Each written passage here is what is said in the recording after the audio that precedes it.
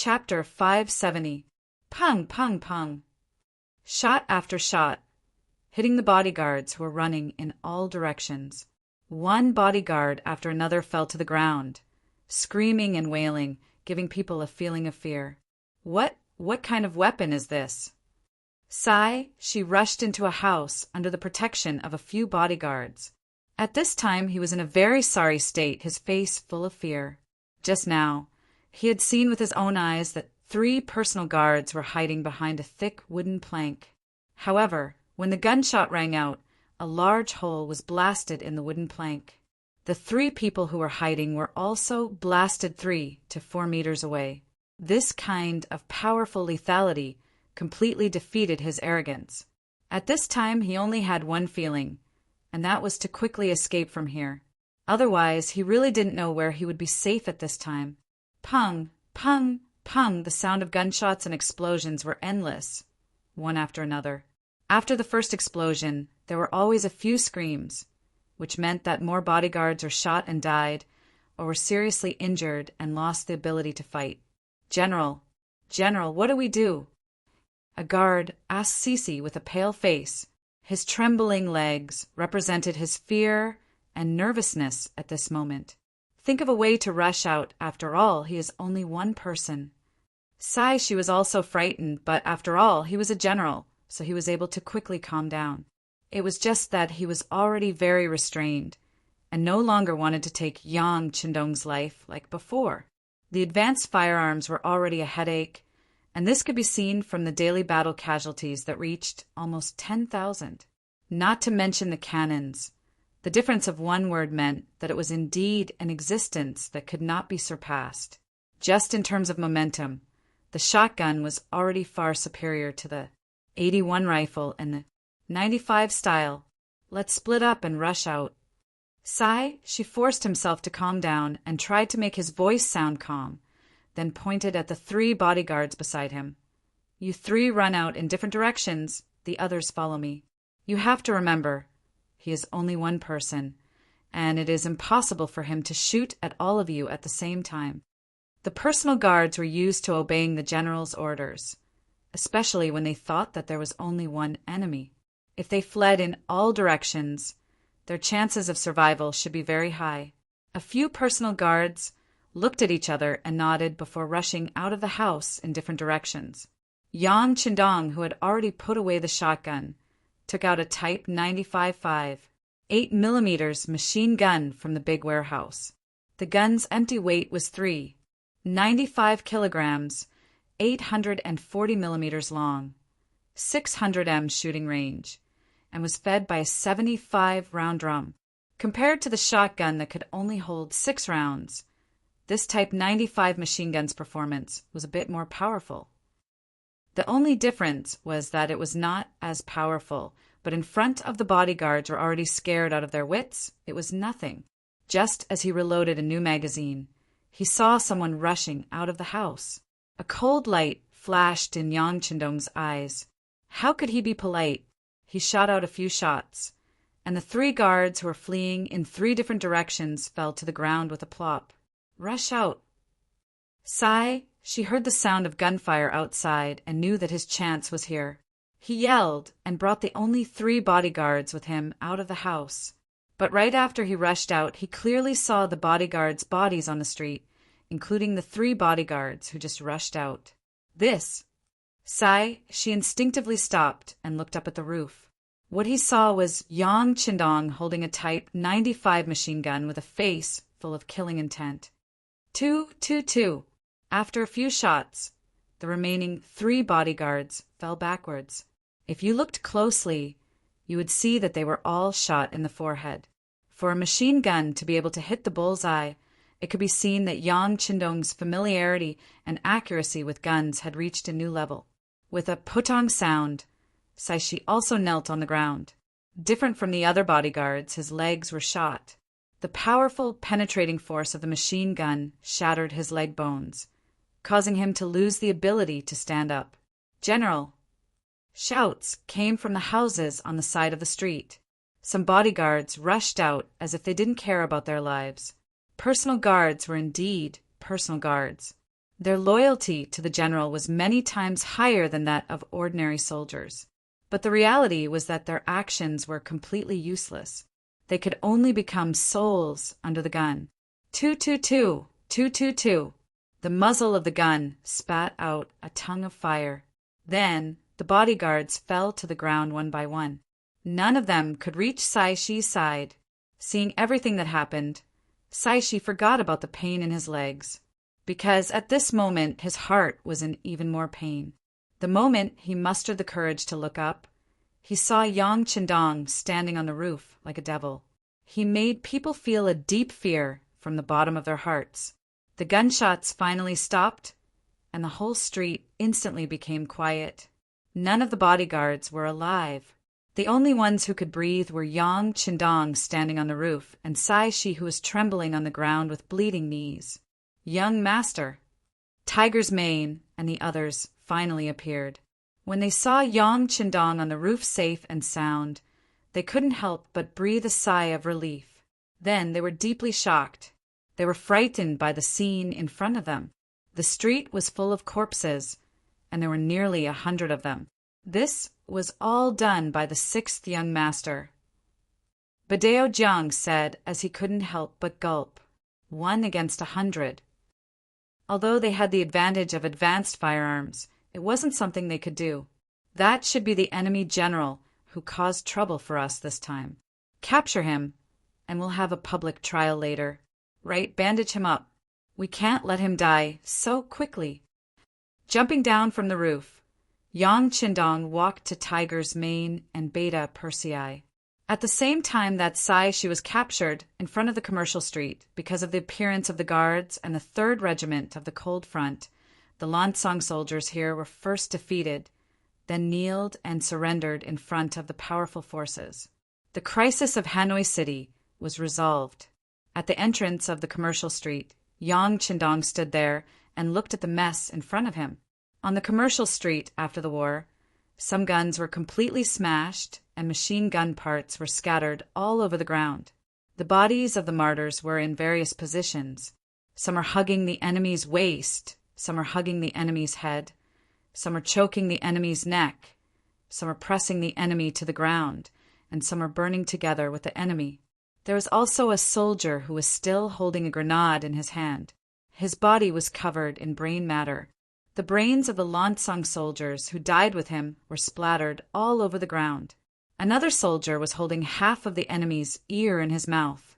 When they buried the bodies of the martyrs, because their hands were interlocked, they hugged the enemy so tightly that some of their fingers were broken. The cruel side of the war was finally revealed. In this battle, a platoon of the Cold Front soldiers had lost 6 people and more than 10 were injured. Of the 2 battalions of auxiliary soldiers, only 1 company was left standing. Of the 6 temporary auxiliary battalions, only 1 battalion survived. Of the 10,000 Vietnamese mercenaries led by Hong Jin, only less than 1,000 were left. This battle was the worst loss the mercenaries had suffered since they set out on the battlefield. Although this sacrifice had eliminated more than 40,000 enemies, this result still made Yang Qindong's heart ache. Standing behind him, Tiger's Mane, Beta Persei, and the others' eyes were red, and the murderous intent in their hearts had unknowingly gathered. Young Master, this hatred must be avenged. Of course it must be avenged. Yang Qindong said with absolute certainty. Not only did the Lancang Kingdom take in Fan Yuhai's defeated troops, they even dared to take the initiative to attack them. If he did not destroy them, how could he get rid of the hatred in his heart? Wouldn't that make others look down on him? 6th Young Master, Song Jie, Gao Yu, Lu Jian, and Hong Jin finally appeared. From their bodies, one could see heavy fatigue. It was obvious that the 3 days and 4 nights of fierce battle had consumed a lot of their energy. As soon as the 4 of them appeared, they had a guilty look on their faces. With such a heavy loss this time, they did not know what kind of punishment they would receive. Although they had worked hard in the process, the result was still unbearable. This was especially true for Hong Jin, who was one of the 4. This time he was the one who allowed the enemy to break in while he was defending the city. What was even more hateful was that there were some traitors among his subordinates. It could be said that he was the most responsible for this incident in Hanoi City. He was originally a defeated general, and this time he committed such a big mistake. He really did not have the face to face Yang Qindong. The reason why he came this time was to ask for forgiveness. He was even mentally prepared to be punished severely and even to hand over his military power. Yang Qindong stood there motionless like a mountain. His eyes swept across the four people's bodies and faces, bringing great pressure to them. Hong Jin's mistake was already mentioned. Gao Yu's mistake was that he did not follow the rules and regulations. As a result, the telegraph was always on. When it was needed, there was not enough power to receive the telegraph. Naturally, it was a big mistake to not be able to receive the news. Although Lu Jian worked hard in the battle, as the highest-ranking officer of Lung Feng, he only cared about the small area in front of him. He did not think about commanding the auxiliary troops, did not help this force, and did not even arrange for them to be on the watchtowers. Otherwise, the battle would not have been so difficult. As for Songzhi himself, he only focused on developing the economy. He did not think about how to deal with the enemy if they attacked. This was a little short-sighted. He did not even make good use of the 10,000 educated youths in the city. This was also a big mistake. The four people who had made mistakes at this moment, no one dared to look at Yang Qindong. They all lowered their heads, waiting for the result of their punishment. Sigh. With a sigh, Yang Qindong knew that they were wrong. However, this was not what they wanted to face. It was because of their limited vision. He believed that with this experience, they should know how to deal with it in the future. You have worked hard. After sighing, Yang Qindong did not blame them. Instead, he encouraged them to say such a sentence. Chapter 571. They were waiting to be reprimanded, even prepared to be punished severely and transferred from their original posts. Who would have thought that Yang Qindong would say such a thing? What did he mean? Was he praising their efforts? The four of them raised their heads in confusion. Yang Qindong knew that there were some things that had to be explained clearly. Your performance in this battle was not bad. No matter what, you were able to persist until the last moment. Moreover, from the reaction at the beginning of the battle, it was very commendable to be fearless in battle and fearless in death. If I must point out your mistakes, it would be your inexperience and lack of preparation. You were too careless. You thought that with the name of mercenaries, everyone in the world would be afraid of us and no one would find trouble with us. This is wrong. His tone was not very harsh. It was just the truth, but it was enough to make Songzhi and the others reflect.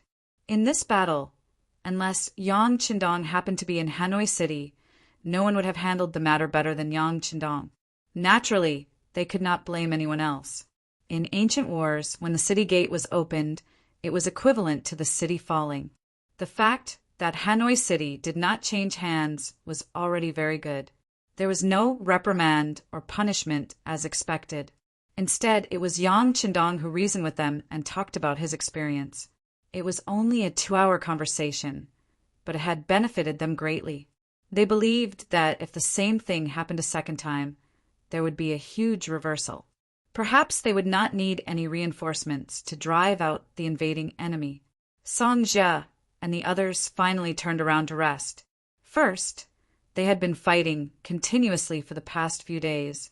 Whether it was physically or mentally, they were too tense. They needed a good rest to adjust their body's condition. Second, they also needed to digest some of the words of the 6th young master and then come up with a plan to deal with any unexpected events. The others went to rest, but Yang Qindong did not. Instead, he went to the palace and began to deal with the matters that had happened in the past few days. For hours after Hanoi City was recaptured, the information from all sides was sent over. It turned out that it wasn't just Hanoi. Shiyu City and a few other major cities in Jiaoji were also under attack. The only difference was that their opponent was the former Jiaoji's fugitive, Fan Yuhai. However, according to the reports, Fan Yuhai had yet to use his full strength. It seemed that he was waiting for the results of the battle in Haniai City. This allowed Yuan Chunqing, Qin Di, and the others to barely hold on to the city without suffering too many losses. Just a bunch of flies. Tell Commander Wu Sheng to send out the 3 battalions under his command. Take the initiative to attack in companies. If you see any enemy that refuses to submit, kill them. Yang Qindong's face was cold as he gave the order. If it wasn't for the fact that Hanoi City needed someone to hold the fort and the main force was still rushing towards Hanoi City from the sea, Yang Qindong would have personally dealt with Fan Yuhai. He had a feeling that the reason why the Lan Song Kingdom had the guts to take the initiative to attack Hanoi City was because of this person. Do you want to retake Jiaoji? Very well, let's see who's the real deal.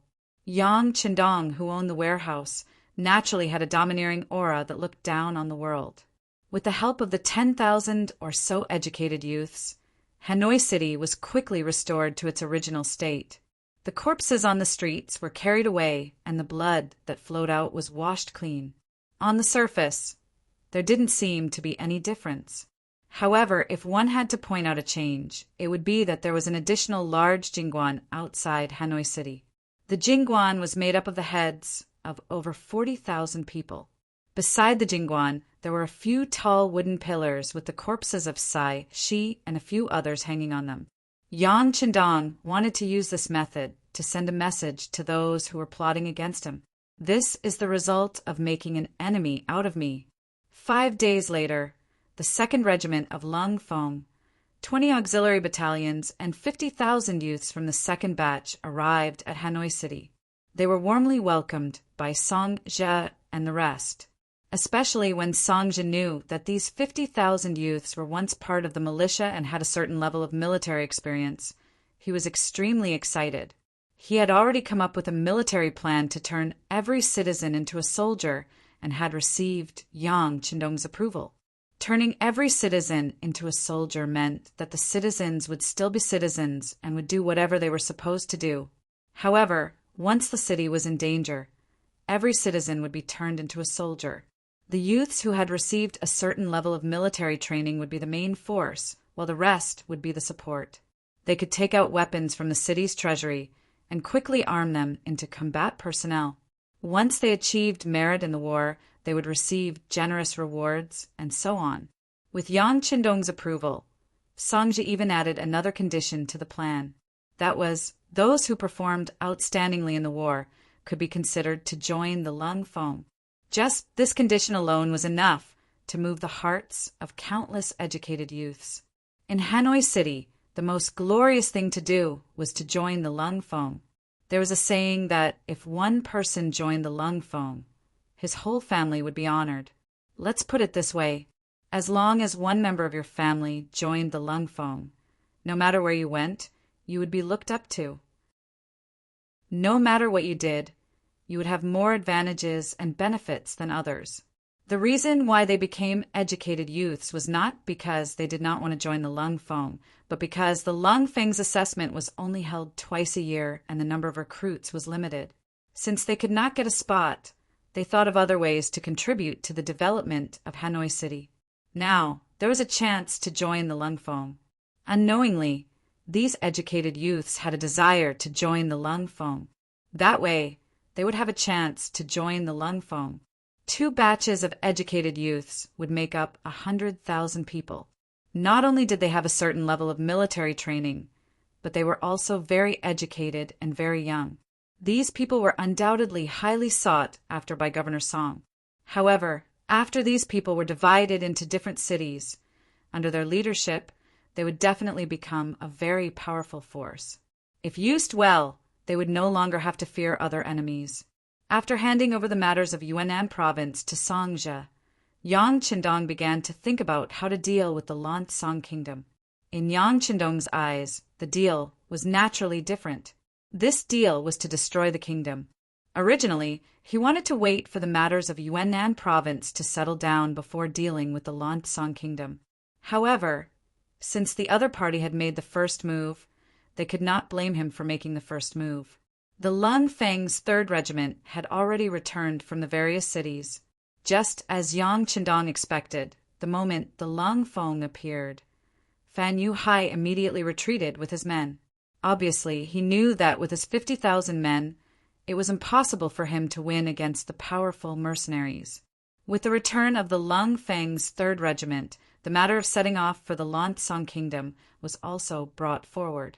In a mere 5 days, the preparations for the war against the Lansong Kingdom were completed.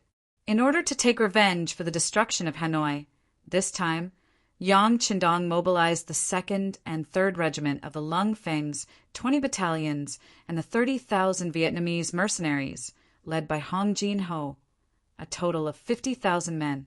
According to Yang Qindong's plan, once they took down the Lansong Kingdom, Chichen City would mobilize another 50,000 young men to complete the remaining tasks.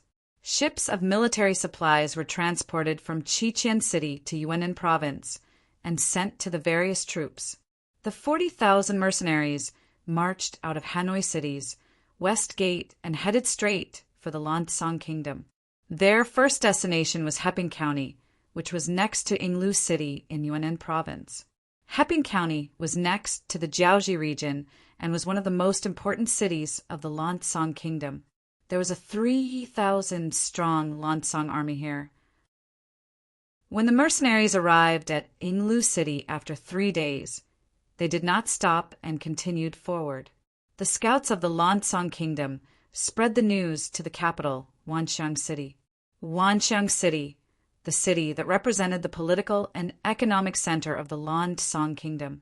Within the palace, King Paisi felt waves of pain in his teeth. He had believed Fan Yuhai's words and took the initiative to attack Jiaoji City because he wanted to take advantage of the situation. He had heard that there were mountains of gold and silver there. As long as they won the war, they would obtain many advanced firearms that could make up for the shortcomings of the Lansong army. However, who would have thought that the main force of the mercenaries would suddenly appear? Not only did they resolve the crisis of Hanoi City, but they also defeated the 70,000 men, including Sisi. Less than 10,000 men managed to escape the city. First, there was the defeat of Lotti's 100,000 men. Then there was the defeat of Sisi's 50,000 men. The Lansong Kingdom's military strength was not very strong to begin with. Now they only had 100,000 men led by Sang Wingla and 20,000 royal guards left in the palace. 120,000 men against 40,000. And in this battle, it seemed like they had the advantage. However, if the enemy was the mercenaries, it would be a different story. Who didn't know that the mercenaries had the most advanced firearms in the world? Who didn't know that the mercenaries were used to winning when they were outnumbered? Where is Fan Yuhai? His face was burning with anger. Now, Paisi hated this general who had escaped from Jiaoji. If he hadn't listened to his words, he wouldn't have to face the main force of the mercenaries so early. Your Majesty, General Fan's troops have already arrived at Sangnu City.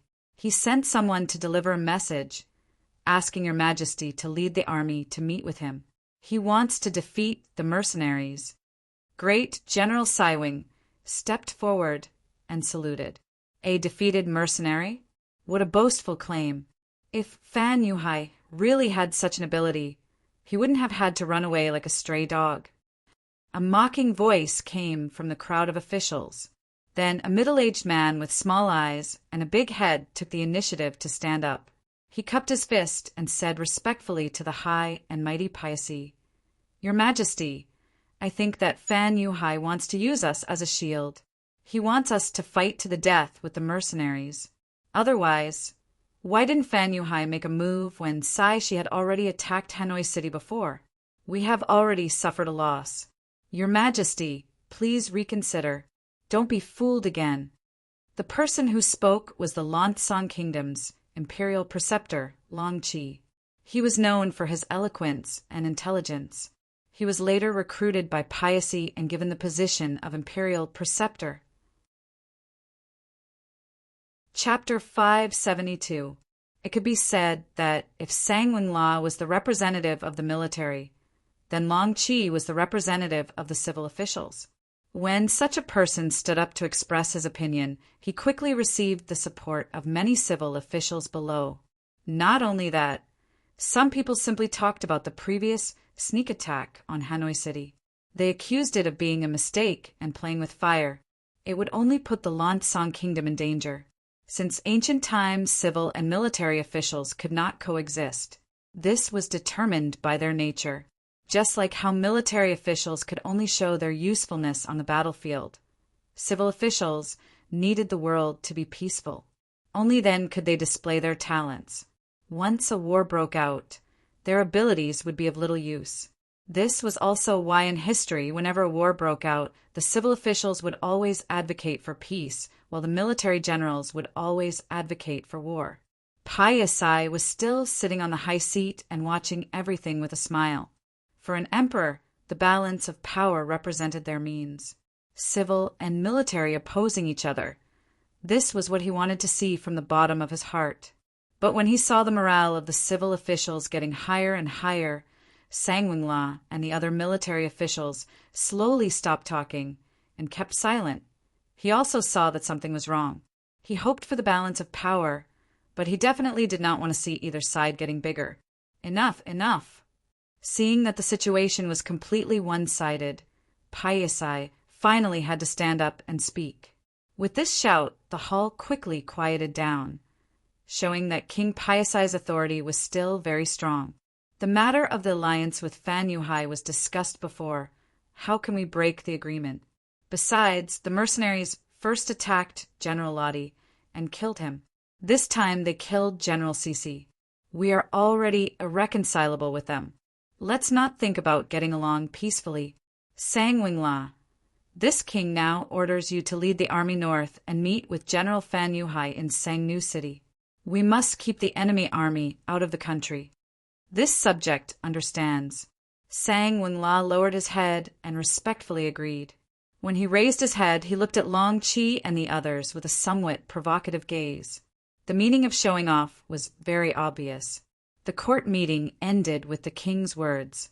If Sangwangla began to deploy the army, he also sent people to supervise the army's food. This time, an army of 100,000 was going to war. Just eating and drinking every day was not a small expense. Imperial tutor General Sang is here to rush us for food and clothing. As soon as he returned to his residence, Long Qi saw some relevant officials waiting for him in front of his residence. He was not in a good mood, so he waved his hand impatiently. Here, give me whatever you want. State Preceptor, there are very few military supplies left in the national treasury. Do we have to take them all out at once? A few officials asked with constipation on their faces. They couldn't be blamed for being in such a difficult situation. First, 100,000 soldiers were defeated, and then 50,000 soldiers were defeated. Along with them, there were also a lot of military supplies. After a few battles, the inventory in the national treasury was getting smaller and smaller. And this time, Sangwingla was even more greedy. He wanted the weapons and clothes of 100,000 people. This was already their limit. If they really took out the weapons according to this request, the treasury would be empty. If there was a need, they would not be able to take out anything. At that time, once the king gave the order, what would they do? That was why he came to seek advice from the imperial tutor. Very few? Haven't you been forging weapons and military uniforms? Long Qi asked with a frown. As the state preceptor, there were too many things he needed to manage. It was impossible for him to be clear about everything. A few officials had a difficult expression as they replied, "If it's imperial tutor, we have been working hard. However, the consumption is too great. Right now, many of the weapons have only been polished for the first time. They only look like they have taken shape, but there is still a long way to go before they are tough enough." Yes, imperial tutor. It's the same for military uniforms, shoes and hats. Only a part of them has been made. The rest are only half finished. We still need many embroiderers to work overtime for at least 2 months before they can be completed. The few subordinates were talking at once, which allowed Long Qi to have a better understanding of the situation. It was precisely because he understood enough that he raised his eyebrows slightly, and a strange look that no one knew flashed in his eyes. Then he quickly regained his calm. After muttering to himself for a moment, he said, "So that's the case. It's been hard on you. Sigh, speaking of which, it's all because those generals only know how to fight. They don't care about your feelings at all. Since that's the case, and they are in a hurry, then just give them the half-finished products." Ah! Hearing Long Qi's reply, the few officials were stunned. They had an incomprehensible look on their faces. "What? You don't want to? If you don't want to, then go and explain to them yourselves. This imperial tutor doesn't care anymore." Seeing that these people didn't seem to agree with his idea, Long Qi angrily turned around and was about to walk into the mansion. This frightened the officials. They quickly stopped Long Qi's footsteps and asked, "If we give them the half-finished products, then once they find out about it on the battlefield, what should we do? If they find out, then so be it. They are overestimating themselves. Besides, this time we are supposed to cooperate with Fan Yuhai in the battle. It's just a show of strength. Of course, if you have other ideas, then you can think of them." Long Qi said with an indifferent attitude. If there were other ideas, would they still ask for Long Qi's opinion? Thinking that there really wasn't a better idea, and that the soldiers were all like wolves and tigers. They looked like they would be beaten up at any time if they didn't give them the items. In the end, these officials made up their minds. After all, this idea came from Imperial Tutor Long Qi. If something happened, they wouldn't be alone. In the end, all of them expressed that they would listen to the order and left the Imperial Tutor's mansion. His ears finally quietened down. Long Qi strode towards the backyard of the mansion. "All of you wait outside. This Imperial Tutor wants to be alone for a while." Waving his hand, he dismissed the guards beside him and entered the courtyard alone. After there was no one around him, Long Qi's footsteps became faster. After making several turns, he stopped in front of a small house. After taking a deep breath, he pushed open the door and entered. The small house wasn't very big. Other than a bed, 2 chairs, and a small wooden table, there was nothing else. It looked very simple and crude. However, at this moment, there was a person sitting on a chair and fiddling with tea leaves in front of him. He seemed to be very focused and didn't seem to be displeased by the simple environment at all. "Mr. Yin." Long Qi's attitude became more respectful.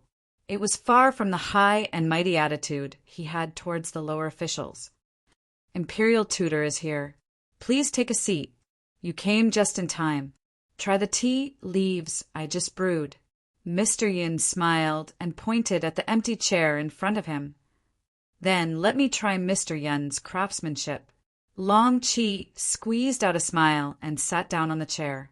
The small house suddenly became much quieter. After the tea was brewed, Mr. Yin took the initiative to pour tea for both of them. Only then did Long Qi took the teacup and took a sip. Then he pretended to be very intoxicated and said, "It's really good tea." Naturally, no one cared about whether the tea was really good or not. What everyone wanted was just the atmosphere. Mr. Yin looked at Long Qi's performance and chuckled. He understood that the other party was using this matter to express his attitude.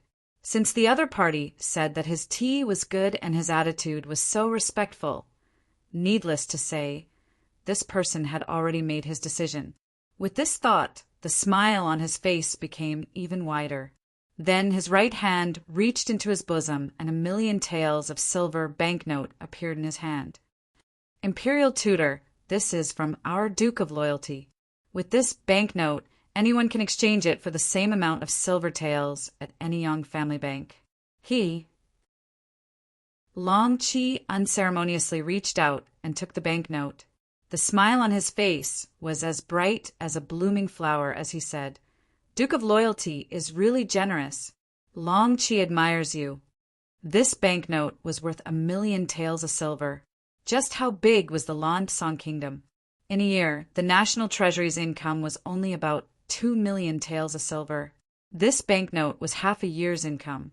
who wouldn't be envious of it, carefully putting the banknote into his bosom. Long Qi did not wait for Mr. Yin to speak. "That's right, this is only the beginning." Duke of Loyalty said that as long as Imperial Tutor does well, he will give you a total of 5 million taels of silver. This can be considered as a form of support for the Long family's business in the future. Hiss! When he heard the figure of 5 million taels of silver, Long Qi, who was still smiling mischievously, could not help but suck in a breath of cold air. That was a huge amount of wealth. With this, even if the Long family did not do anything, just the interest alone would be enough to feed them for several generations. When the figure of 5 million taels of silver was mentioned, the hesitation in Long Qi's heart completely disappeared. Of course, he was not worried that the Duke of Loyalty would not honor his promise. This was because he would become a role model. Whether it was good or bad, many people would see it. If the Duke of Loyalty really dared to play tricks with him, it would only cause more people's hearts to turn cold. It was said that the Duke of Loyalty was a person who did great things. He would not do things without propriety. Long Qi's thoughts were not wrong. Yang Qindong did not have the slightest intention of playing tricks with him. Since he had mentioned the figure of 5 million taels of silver, he would definitely honor it. This was related to his image to the outside world. How could he do something that would destroy his own Great Wall? Then again, the reason why he had to pay such a huge price was because Long Qi himself was worth this price. 5 million taels of silver was not a small amount in any country. However, when placed in the Crimson City that produced all kinds of novel goods, it was really not much. This was the advantage of having capital. As the saying goes, money can make the devil push the millstone. When the amount of silver reached a certain amount, it was not impossible for the millstone to push the devil. Furthermore, fighting a war was fighting for money. If one won a war, one could plunder more resources and good things. This seemed to have become a kind of cycle. It was just that if some people played it well, it would form a virtuous cycle. If some people did not play it well, it would easily collapse. Chapter 573. Obviously, Yang Qindong was the kind of person who liked to play. With a large warehouse, countless goods, and all kinds of knowledge in his hands, this was enough to give him an advantage of a few hundred years. If he couldn't do this well, then he would have lived his life in vain. Of course, there were some things that couldn't be done immediately even if one had money. For example, the process of contacting and persuading Long Qi didn't go smoothly at first. The so-called Mr. Yin was Yun Ke, the leader of the Security Bureau's External Affairs Group 3. He was the one who had convinced Qin Di in Jiaoji's Shiyu City to deal a heavy blow to King Li and his son, allowing the war to proceed more smoothly. After his contribution in Jiaoji, he was sent to the Lancang Kingdom and began to tackle problems here. Perhaps because the mercenaries didn't arrive here, it took a lot of effort to establish a relationship with Long Qi. After spending a lot of money, he finally met Long Qi. Long Qi still didn't trust him, or rather, he still had some illusions about the Lancang Kingdom. No matter what, Long Qi was still the state preceptor of the Lancang Kingdom. He was considered the role model and leader of the civil officials. For someone with such a high position and authority, it was extremely difficult for him to betray the Lancang Kingdom. Fortunately, Skylark was indeed capable. In order to meet Long Qi, he spent 1 million taels of silver. Sure enough, for the sake of money, the two finally met in private. Needless to say, with Skylark's ability, it didn't take long for Long Qi to be moved, especially after he was promised that the Yang family's goods in the Lancang Kingdom would be given to the Long family to handle. Long Qi really couldn't refuse. But even so, Long Qi didn't agree immediately. Instead, he said that he needed to think about it. In fact, he wanted to investigate properly. Sure enough, after they met and parted ways, many people from the state preceptor's residence left the Lancang Kingdom and rushed to Jiaoji and Great Ming as merchants. It was also because the investigation needed time, and before the final decision was made, Long Qi couldn't say anything. This caused Yang to not receive accurate information in advance when the battle in Hanoi City broke out, causing the mercenaries to suffer some losses. Although the sixth young master did not blame Skylark for this matter, he still blamed himself, thinking that his intelligence work was not good enough. In order to make up for this mistake, he suddenly appeared in the Imperial Advisor's residence and stayed there as a guest. This was definitely a risky move. Long Chi didn't reject Skylark's sudden appearance. Instead, he got someone to arrange a house for him in the backyard. The state preceptor's plan was also very good. If the people who came back with good news, he naturally wouldn't mind having a good talk with Skylark. On the other hand, he could also capture this person and send him to the king to show his loyalty. The path of advancement and retreat were both beneficial to him, so he allowed Skylark to move in. In the span of 2 months, the people that were sent out returned one after another. The news that they brought back completely shocked State Preceptor Long Chi. Doing business was an act of earning money. Long Chi was naturally clear about this. However, he didn't have a direct understanding of how profitable it was. Perhaps this was because the Lan Song Kingdom was too small, which limited his vision. However, the people that were sent out reported that as long as a merchant was able to do business with the mercenaries, they could be described as earning a lot of money. They used the Chong clan of the southern Ming dynasty as an example. They were originally a business aristocratic family. Later on, because of their relationship with the mercenaries, they heard that the future head of the Chong clan was a student of the Duke of Loyalty and Courage. With this, they could obtain more novel goods and sell them to other merchants. With the cooperation of the Yang clan's bank, the people from the state preceptor's residence were lucky enough to see some of the account books.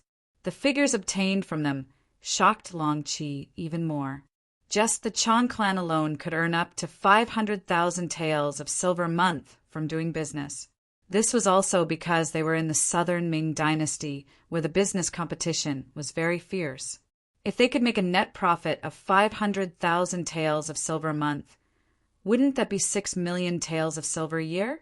If the Long clan could also get a share of the profits, the Lan Song Kingdom's spending power couldn't be considered small, and there wasn't that much competition.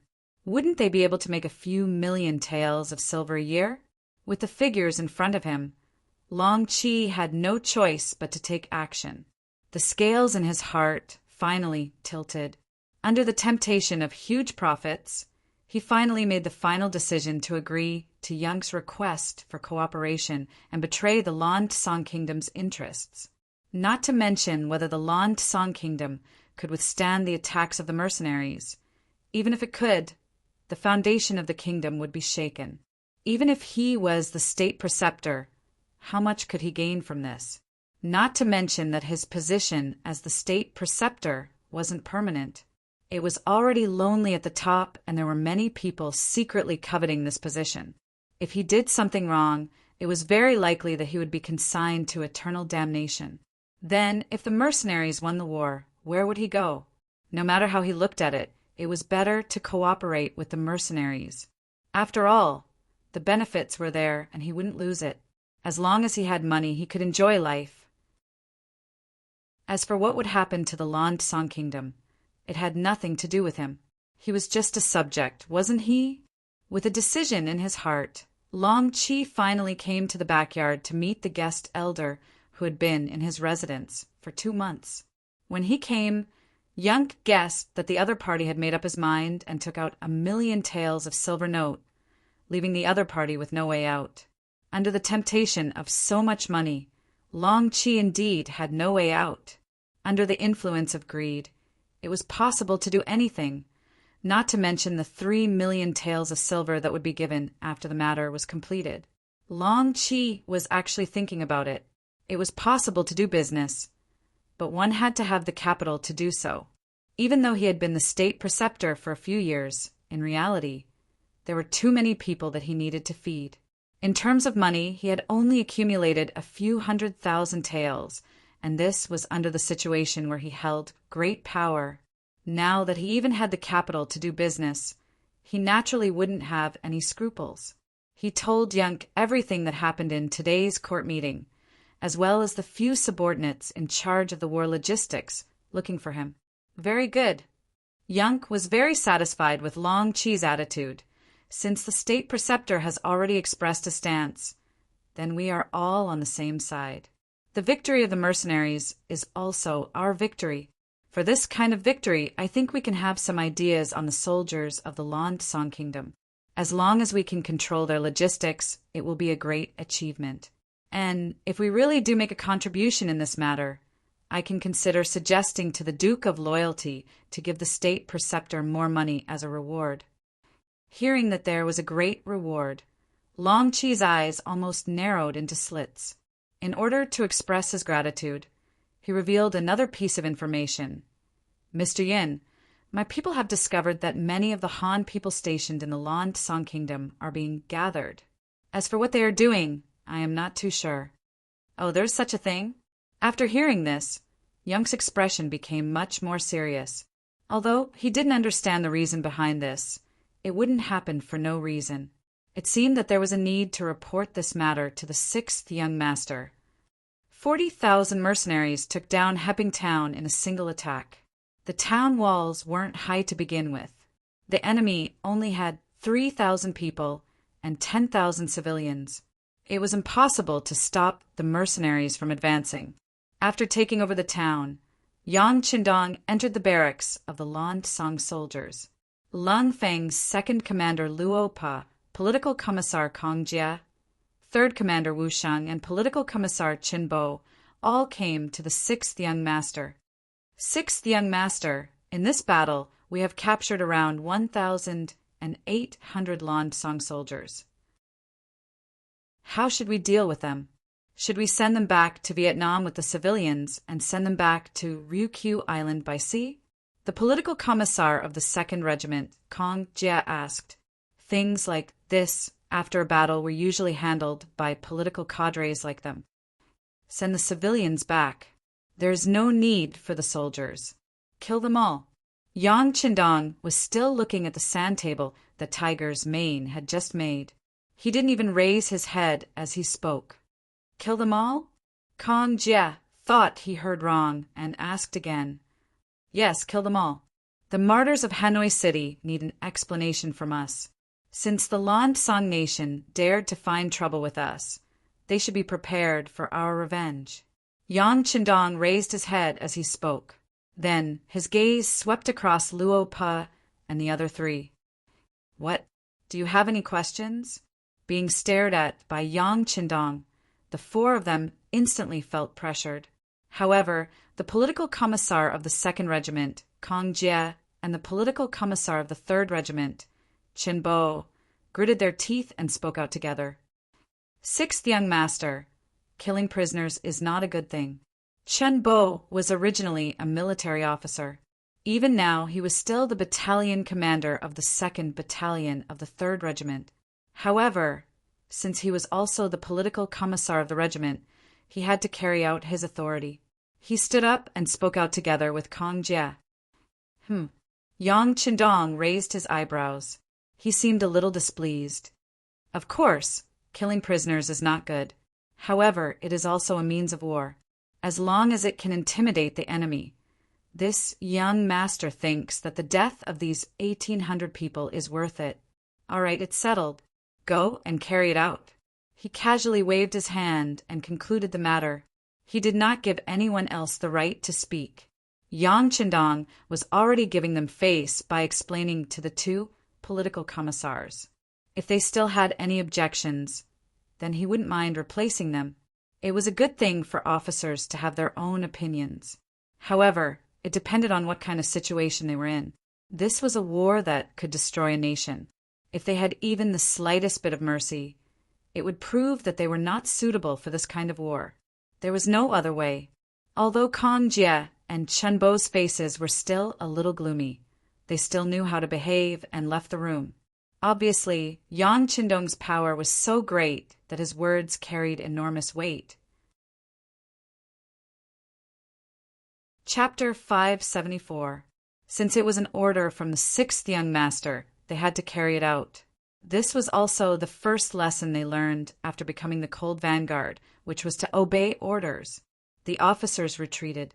Yang Qindong, who was still looking at the sand table, punched the name of Wood Province. Order: the entire army will rest for a day, then attack Wood Province. Yang Qindong's words carried a hint of killing intent. The tragic scene in Hanoi City's Commercial Street had provoked him. His dream was to lead all the Han people to the peak of the world. He had just taken a step forward, but he had already suffered such a blow. This made him feel very guilty, and he also planned to vent his anger on Lansong Nation. Peace Town had been broken, and the mercenaries were charging towards Wood Province. After the frontline battle report returned, Fan Yuhai had already sent people to Lansong Land's capital, Wanxiang City, to urge for reinforcements. He even said that if reinforcements did not appear, he would retreat. He had originally come to help Lansong Nation, but now that the main character had not appeared, what was the meaning of him, the helper, staying here? Fan Yuhai's heart desired to defeat the mercenaries. In order to achieve this goal, he had made a lot of preparations this time. However, this did not stop him from scaring Lansong Nation. After all, the mercenaries were now in Lansong Nation's territory. By the time Fan Yuhai's men arrived at Wanxiang City, Sang Wenla had already led 100,000 soldiers out of the city.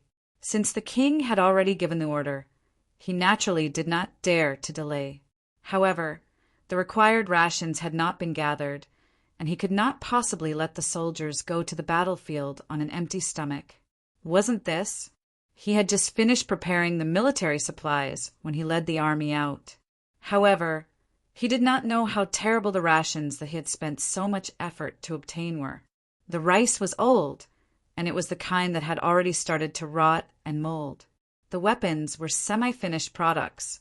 They only looked in good shape, but when they were actually used, one would know how weak they were. Even the quality of the uniforms they wore was extremely poor. Some of them had already been unstitched before they even reached Sangwing City, causing countless soldiers to curse them. All of this was naturally the work of state preceptor Long Qi. He had already accepted Skylark's 2 million taels of silver. After making the decision to rely on the Duke of Loyalty, he no longer feared anyone. Moreover, in his eyes, since these 100,000 soldiers had left, there was no need for them to think about coming back. What was there to be afraid of? Half a month later, in front of Sangnu City, the armies of both sides set up their battle formations, looking like they were going to fight out. The attacking party consisted of more than 40,000 mercenaries. They left Hanoi, passed through Ing Brothel, took over Heping Town, and took over Muzhou City. They came all the way to Sangnu City. From afar, the defending side seemed to have the advantage in numbers. Sang Wenla led 100,000 troops, and with Fan Yuhai's 50,000, they had a total of 150,000 men. This did not include the 100,000 workers and 30,000 Han civilians that they had recruited from the nearby cities. The Lansong Kingdom once had an alias called the Laos Comfort Department. It was originally a province of the Great Ming Dynasty. However, because the Great Ming Dynasty had lost its rule over Jiaoji and the originally powerful Great Ming Dynasty had split into two after the Tumu Rebellion, Jiaoji was naturally no longer under the Great Ming Dynasty's control. However, there were still some Han civilians within the Great Ming Dynasty. It was as if these 30,000 people were forcibly recruited from the nearby cities. Now, half of these Han civilians were pushed to the front of the battlefield. The remaining half were mixed in with the Lansong soldiers and Fan Yuhai's men. This was to prevent the mercenaries from firing cannons. Fan Yuhai had already experienced how advanced their cannons were during the Battle of Hanoi City. With that experience, he was fully prepared this time. The 30,000 Han civilians mixed in with the army were prepared to deal with the cannons. There were also 100,000 Lansong civilians. They had set up hundreds of catapults. In comparison, these catapults were very simple. Some were even built with rough wood, and the joints were connected with thick ropes. They could not be used for long, but when there were many of them, they were still quite powerful. This was the second method that Fan Yuhai had prepared. Since it was the second method, there should be a third. That's right, the third method was the 5,000 light cavalry. This was all that Fan Yuhai had. He had even taken out the 1,000,000 taels of silver that Bai Ming had given him. Only then could he have such a cavalry force that could charge and retreat quickly. Before the Ming dynasty, the Mongols relied on their invincible war horses to kill their way into the Central Plains and establish the Yuan dynasty. From this, one could see how strong cavalry was. Other than these three methods, Fan Yuhai had another trump card, which was Li Min and Shin Kuan. They were all experts in close combat and possessed decent martial arts. As long as they found the right opportunity, they would be able to sever the head of the Duke of Loyalty amidst the chaos. If they succeeded, the mercenaries would be defeated without a leader. At that time, he would lead his army and fight his way through, restoring the glory of Jiaoji and reliving the glory of the past. For this battle, Fan Yuhai had put in a lot of effort and made ample preparations. Right now, he was riding on a horse and mixed in with the cavalry. As he looked at the mercenaries in the distance, who had also set up their battle formation, a trace of a smile appeared at the corner of his eyes. He wanted to see how the great Ming's loyal duke, who was rumored to care for the Han people, would break out of this situation.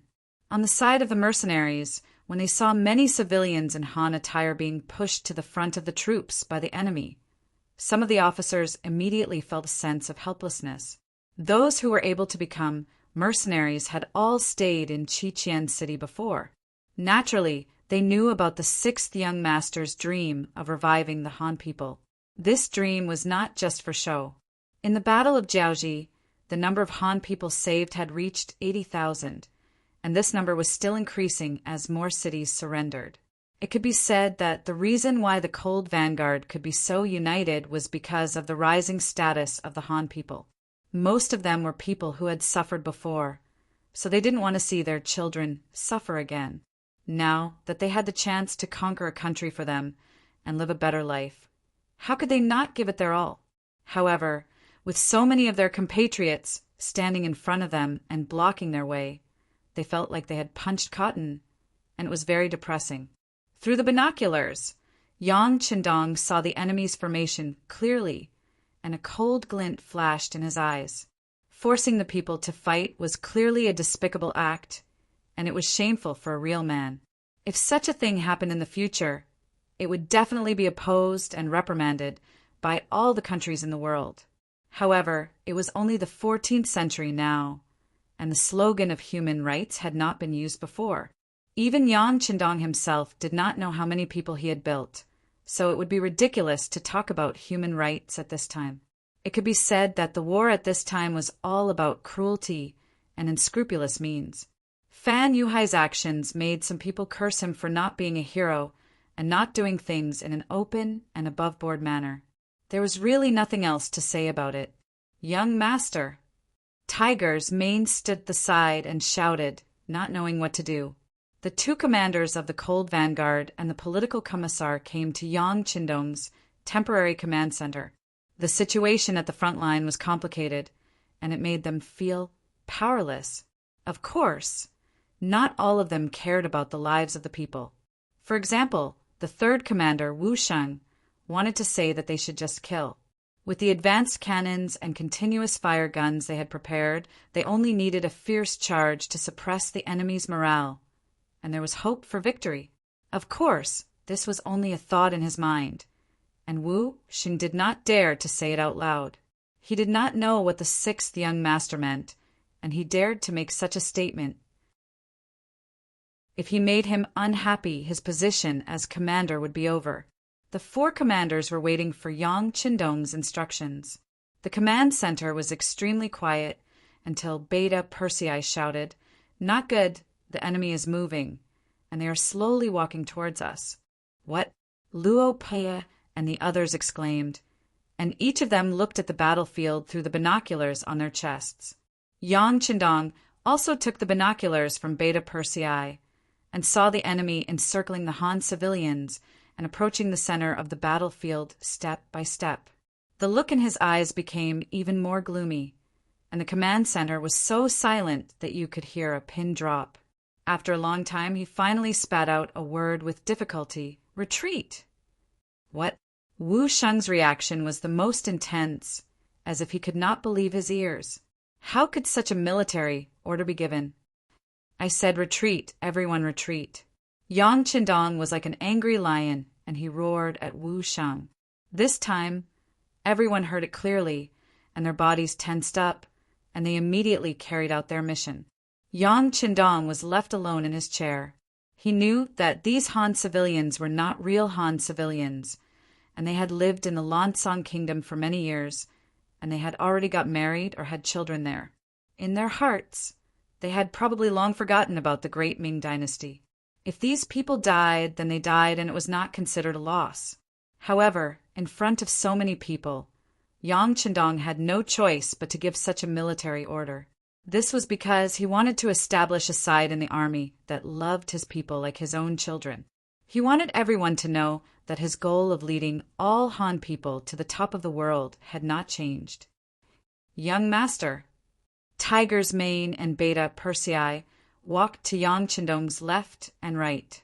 The two of them did not know what to say at this moment, and only thought that they should accompany the young master at this time. "I'm fine, you guys pack up and retreat." Yang Qindong seemed to be very weak as he waved his hand. However, in reality, the look in his eyes was extremely firm. He had already thought of a plan to deal with this situation, and what he did just now was more of an act. In fact, as early as a few days ago, Yang's information was sent over. Among them was the news that the nearby Han civilians were suddenly recruited. The moment he saw this news, Yang Qindong guessed in his mind what Fan Yuhai was going to do. Chapter 575. Using Civilians as Hostages. Perhaps the ancient people did not experience this many times. However, during the anti-Japanese era, this kind of thing happened countless times. However, the seemingly old-fashioned method was the most effective against those benevolent and righteous people. On this issue, their seniors had suffered many losses. When they were studying in the military academy, the instructors had also brought up this problem. It was a pity that even in the future, when technology was more advanced, no one could think of a good way to solve this problem. Fortunately, the students back then knew the nobility of human rights. No matter who it was, if they wanted to use this method again, they would first have to endure great pressure. They did not think that they would encounter such a situation again. At that time, Yang Qindong had also thought of this problem, but it was just a thought. After that, he threw it to the back of his mind. After all, he also did not think that such a thing would happen to him. He was the most powerful cold vanguard, the king of soldiers. He was used to carry out dangerous missions, and not in this kind of conventional battle. The most hateful thing was that he actually had to face this problem now. For the past few days, Yang Qindong had been thinking about it, until last night when he looked at the moon hanging high in the sky and the bright moonlight shone down on the earth. He finally made a decision. Although it was not the best method, at least it was passable and no one would criticize him. Yang Qindong gave the order to retreat. The 40,000-strong army retreated for tens of li. When the sky was about to turn dark, Fan Yuhai's army finally stopped advancing. Then, everyone's face was filled with joy as they laughed heartily. They thought that they had finally found the soft rope of the mercenaries. If they had known that this method would be so effective, they would not have lost Jiaoji. Following the laughter, the 30,000 Han people were speechless and angry. Originally, they did not know what they were going to do here. However, after everything that happened today, they finally saw the truth. It turned out that they were going to be used as human shields. The anger in their hearts was as fierce as a tiger. No, it could only be said that they were like cats. In front of Fan Yuhai and the Lancang Kingdom's army, who were many times more numerous than them, they did not dare to resist. All these years of living here had smoothed out the edges and corners of their struggles, making them accustomed to being oppressed and resigned to their fate. Of course, they were more worried that the Han army would suddenly launch an attack on them. If that was the case, the 10,000 Han soldiers at the front would undoubtedly be the first to be killed. Just like that, they were on tenterhooks for an entire day. Only when the sky had completely darkened did the Han citizens let out a sigh of relief. Although they did not know what would happen the next day, no matter what, they had managed to get through today's ordeal. Haha, as expected, these Han people are mercenaries. In the central tent, Sang Wing LA's face was full of excitement. He sat on the big chair and drank wine. He felt incomparably carefree. Fan Yuhai was also very happy. Obviously, the feeling of having everything under control made him very comfortable. However, he was still a famous general, so he wouldn't easily show his arrogant side. Wasn't the mercenary army still there? To become a famous general, there are several requirements.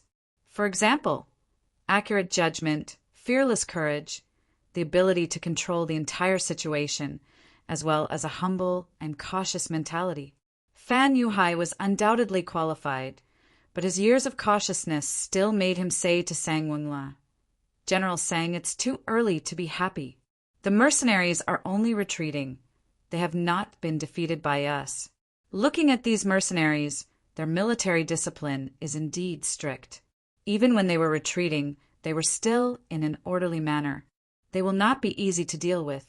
As for the 30,000 Vietnamese mercenaries, their morale is already starting to weaken. Why don't we attack them when we advance tomorrow? As long as these 30,000 people are defeated, it will definitely affect the main force of the mercenaries. At that time, our opportunity will be presented."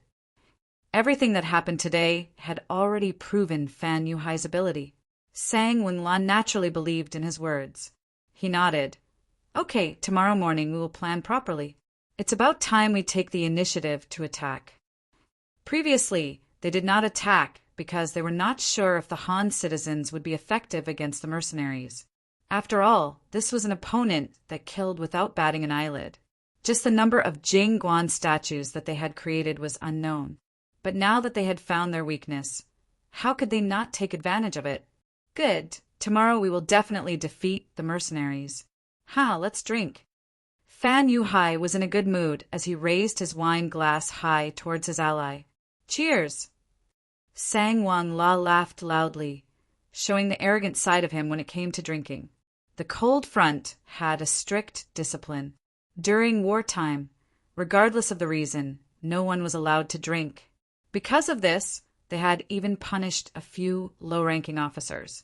Those who were able to enter the cold front were all outstanding individuals. To become an officer, one had to put in a lot of effort and go through a lot of trials. Their family was extremely proud of having an officer in the cold front. But it was precisely because of drinking that they were taken away that they were wrongly accused. With such an example, even those who loved to drink could only suppress their desire for good food. There was no other choice. The treatment of the cold front was too good, and the halo that it gave off was too strong. No one was willing to voluntarily withdraw from such a team. At this moment, not only was no one in the cold front drinking, they were all sitting quietly. A strong sense of pressure was building up above their heads. For the first time, the incident during the day made them feel helpless. Facing their own compatriots, some of them even felt hatred in their hearts. Perhaps it was because their daily political work was too good, but the word surrender did not exist in the dictionary of the cold front soldiers. Even if they were the only ones left on the battlefield, they would still fight fiercely to show their existence. After all, if they became martyrs, their families would be respected and treated well. If they became captives, their families would not be able to raise their heads with them for the rest of their lives. Under this kind of ideological education, they looked down on those who were spineless, even if they were Han citizens. Just like the 10,000 Han citizens who walked in front of the enemy during the day. Although they were forced to do so, and had their own difficulties, it was not a reason for them to help the enemy do evil. Could it be that if the mercenaries and the Cold Front were defeated, these Han citizens would be considered meritorious? Would they be able to live a good life? The answer was obviously not like that. If the mercenaries were defeated, these Han citizens would no longer have any value. Although they would not be killed immediately, they would not be able to live a good life. Furthermore, because the mercenaries had injured many of the Lan Tsang Kingdom soldiers, they would only vent their anger on these Han citizens. In other words, from the moment the mercenaries appeared on the land of the Lan Tsang Kingdom, these Han people only had two choices. One was to live in grievance. The other was to bravely stand up and resist. Perhaps they would die, but perhaps they would be able to completely change the trajectory of their lives. This principle could be seen by all the Cold Front soldiers, but these Han citizens did not seem to be able to see it.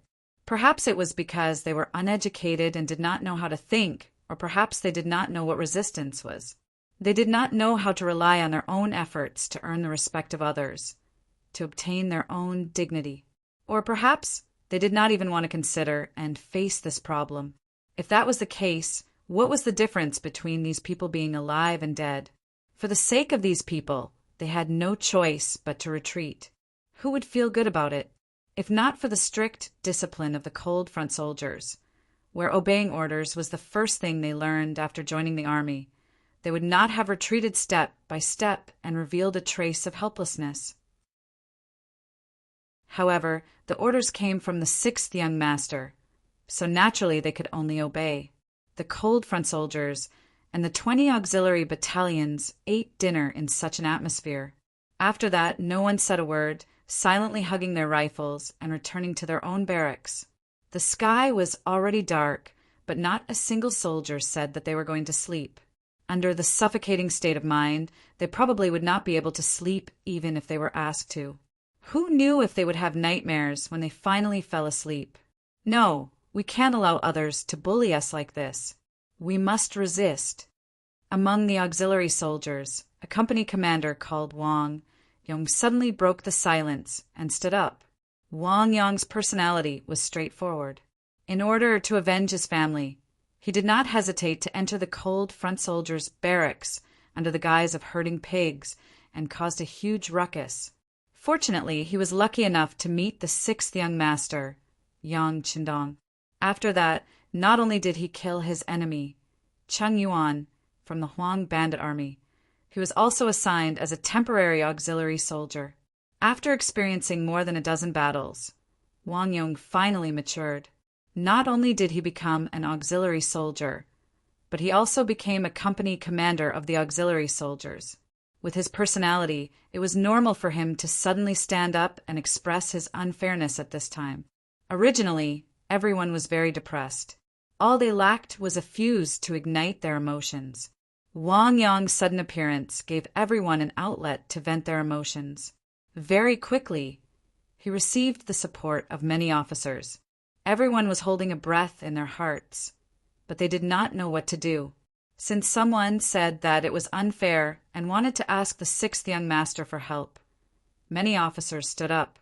At first, it was only Wang Yong's battalion. Soon, this atmosphere spread to the other battalions, and they received even more support. In the end, even the Cold Front soldiers joined in. Commander Wu Sheng became the leader of the crowd. He brought more than 50 officers of platoon rank and above to the temporary command center. What are you all doing? Looking at the sudden appearance of so many officers in such a menacing manner, the 1st and 2nd guards in charge of the arrangements became 100 times more alert.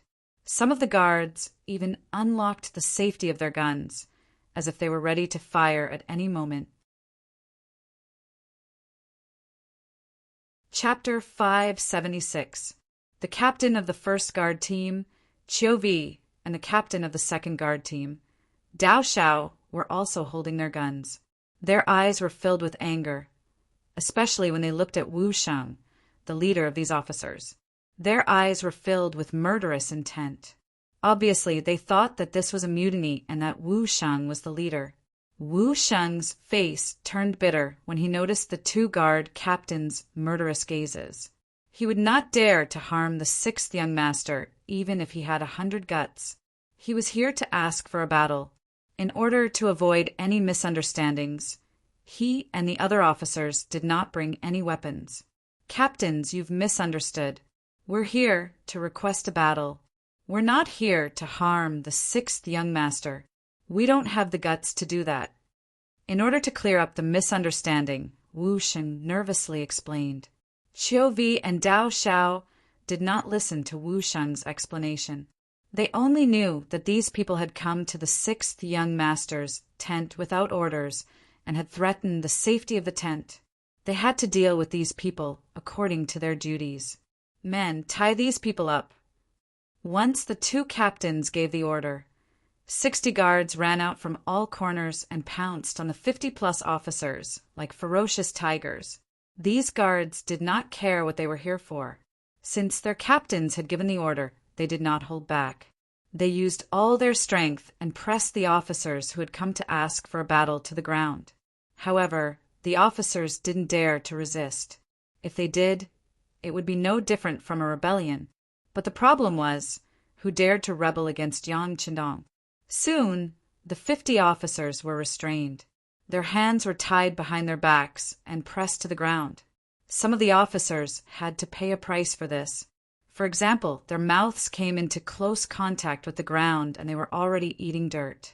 Wu Sheng was also held down, perhaps because he was the captain and a fierce general.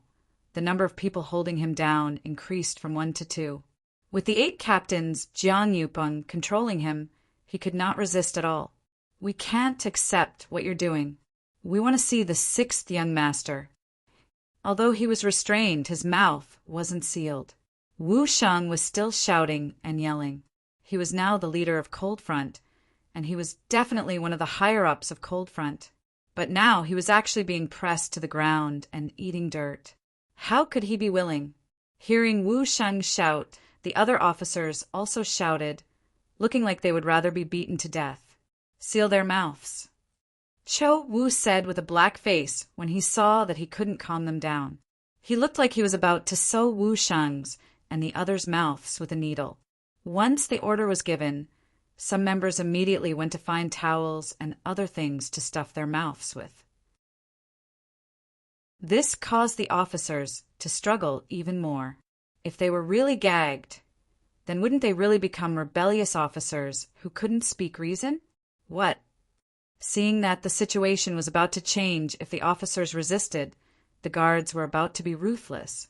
Just as they were about to get injured, a voice shouted. Tiger's Mane, a senior colonel, appeared. There were only 3 senior colonels in the entire Yangtze army. They were the Army's division commander, Lung Song, and the Navy's division commander, Gao Xiong. The last one was Tiger's Mane. This also showed his lofty status and identity. As soon as Tiger's Mane appeared, 2 guard captains immediately walked up and said, Tiger's Mane, these officers came without orders. There are so many of them.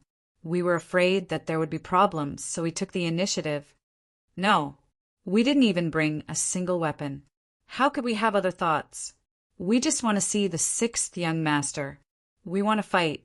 Wu Sheng, who was pinned down, forced his head up and looked at Tiger's Mane. At the same time, he looked at Ba Daojiang and Peng Yu with a warning gaze.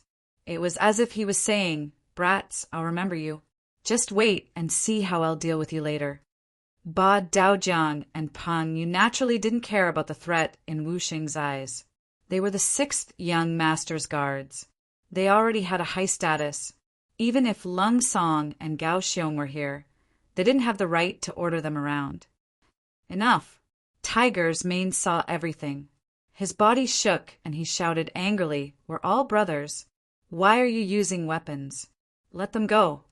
Let them go? Tiger's Mane. There are more than 50 of them. Once. The 2nd guard captain, Dao Xiao, said unwillingly. Once what? Or do you have no confidence in yourselves? Even 60 people with guns can't deal with 50 people? Listen to my order. Let them go. The 6th young master wants to see them. Tiger's Mane's eyes flashed coldly as he looked at Dao Shao. Once he heard that it was the sixth young master's order. Dao Shao immediately became obedient. After he agreed, he gave the order to let them go. Wu Sheng and the rest of the 50 guards were freed. Wu Sheng stood up. He first shook off the dirt on his body. Then he saluted Tiger's Mane and said, "Thank you for your help, Tiger's Mane." "There's no need to thank me. This is the sixth young master's idea. But I also want to remind you that when you see the sixth young master, you only need to express your opinion and attitude. Don't make a fuss. Otherwise, before anyone else can deal with you, I'll make the first move." Tiger's Mane's words were not just for show. Everyone knew that he had been serving the sixth young master for many years and was regarded as the most trusted person. If they offended him, Wu Sheng and the rest would not be able to withstand his suppression. It wouldn't even be long before their military officer halos would be removed. Knowing that he could not go against Tiger's Mane, Wu Sheng nodded repeatedly. "Don't worry, Tiger's Mane. We know what we're doing." Although he said that whether he knew what he was doing or not was quickly seen. When Wu Sheng and the rest of the 50 guards entered the command center, they became enraged again. One by one, they asked to fight. Some even said that if they couldn't fight, they might as well be demoted. This was because they couldn't lead the soldiers under them. It would be better to be an ordinary soldier. The shouting continued for a while. Tiger's Mane scolded them several times, but there was no effect at all. The guards all talked at once and had no intention of stopping. Yang Qindong sat in his chair and watched Wu Sheng and the others' performance very calmly. He did not speak at all. It wasn't until the time it took for a stick of incense to burn past, and the guards were all talking, that he coughed softly. Beta Persei, who was standing at the side, immediately understood and shouted, "Shut up, all of you. The young master has something to say." A voice like a lion's roar resounded throughout the command center, causing everyone's eardrums to tremble. At this time, they finally understood why the sixth young master always told Beta Persei to speak softly. If he didn't suppress it, no one's ears would be able to withstand such a loud voice ringing in their ears every day.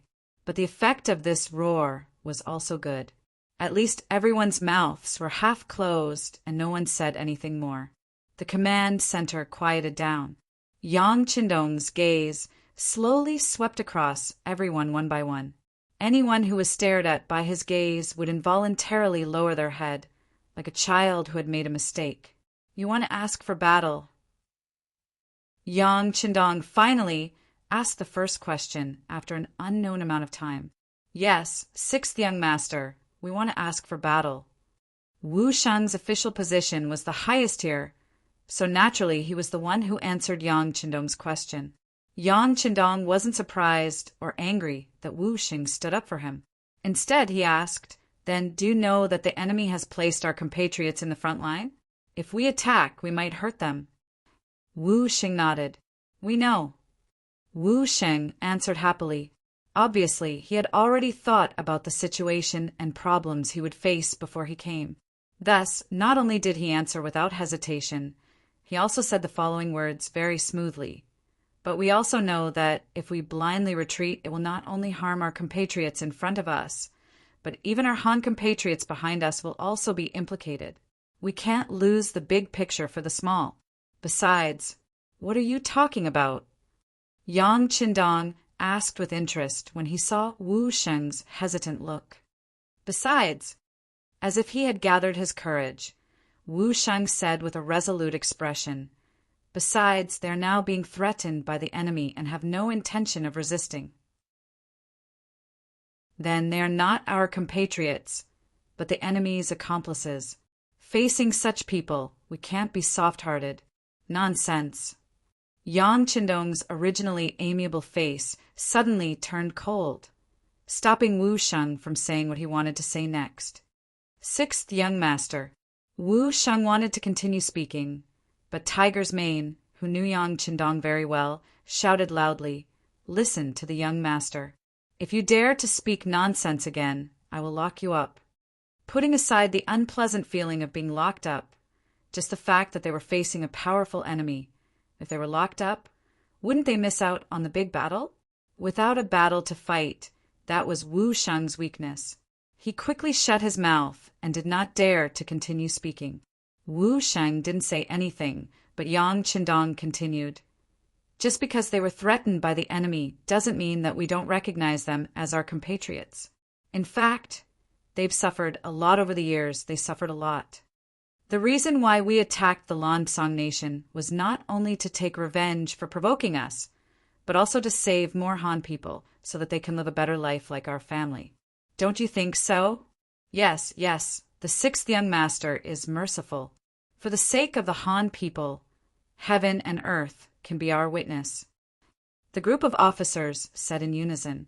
They weren't trying to flatter him, but they were thinking the same thing from the start. All right, since everyone agrees with my point of view, let's prepare for the army's retreat after daybreak. If there are no other questions, you can all go back. Yang Qindong waved his hand helplessly as if the matter had been settled. Chapter 577. If it was any other time, Yang Qindong would have said something like this, and no one would have any objections. However, when they heard that there was still a retreat, the officers could not accept it. If they continued to retreat like this, when would there be an end? Sixth young master, we can't retreat anymore.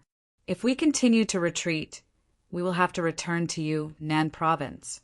There are more Han people there. Once the war extends there, the losses will be even greater. Yes, we can't retreat anymore. Sixth young master, it's not wrong for you to feel sorry for the Han people, but doing so will only allow the enemy to take a mile after taking an inch and hurt more people. We can't retreat. We have no way out. The officers all spoke at once. No matter what they said, there was only one conclusion, and that was that they could not retreat anymore. We really can't retreat anymore. Sixth young master. Suddenly, a voice rang out from outside the command center. Following that, 2nd Regiment Commander Luo Pa, Political Commissar Kong Jie, and 3rd Regiment Political Commissar Chen Bo strode into the command center. With such a huge commotion, how could the three of them not know? There was only one reason why they did not appear, and that was because they had the same thoughts as these officers. Since they had the same thoughts, why not let these people cause a ruckus? Perhaps there would be some good results. However, outside the tent, when they heard Yang Qindong say that they would continue to retreat, the three of them could not help but take the initiative to stand out. Another 3 regimental-level officers stood out. Together with Wu Sheng, all 4 regimental-level officers had the same attitude. Obviously, this brought a lot of pressure to Yang Qindong. This could be seen from the fact that he did not speak and was frowning. Yang Qindong did not speak, which meant that he valued the opinions of Luo Pa and the other 2. Since they were not rejected immediately, the 3 of them saw an opportunity and hope. After looking at each other, the political commissar of the 2nd Regiment, Kong Jie, stepped out and said in a pleading tone, "Sixth young master, we have to fight this war. If we retreat, it will really be like what everyone said. We will only implicate more Han brothers. So counterattack is necessary, and as long as we handle it well, we should be able to reduce the number of casualties." What do you think? Yang Qindong looked at Kong Jie and asked. "Sixth young master, I think that when we start the attack, we can shout the slogan, 'Tell the Han people to get down.' If they do, our bullets will only sweep across them. That way, the possibility of hurting them will be minimized. Isn't that better?" Kong Jie said his idea in one breath. From this point, it could be seen that his idea was not a sudden one, but an answer that he had thought about for a long time.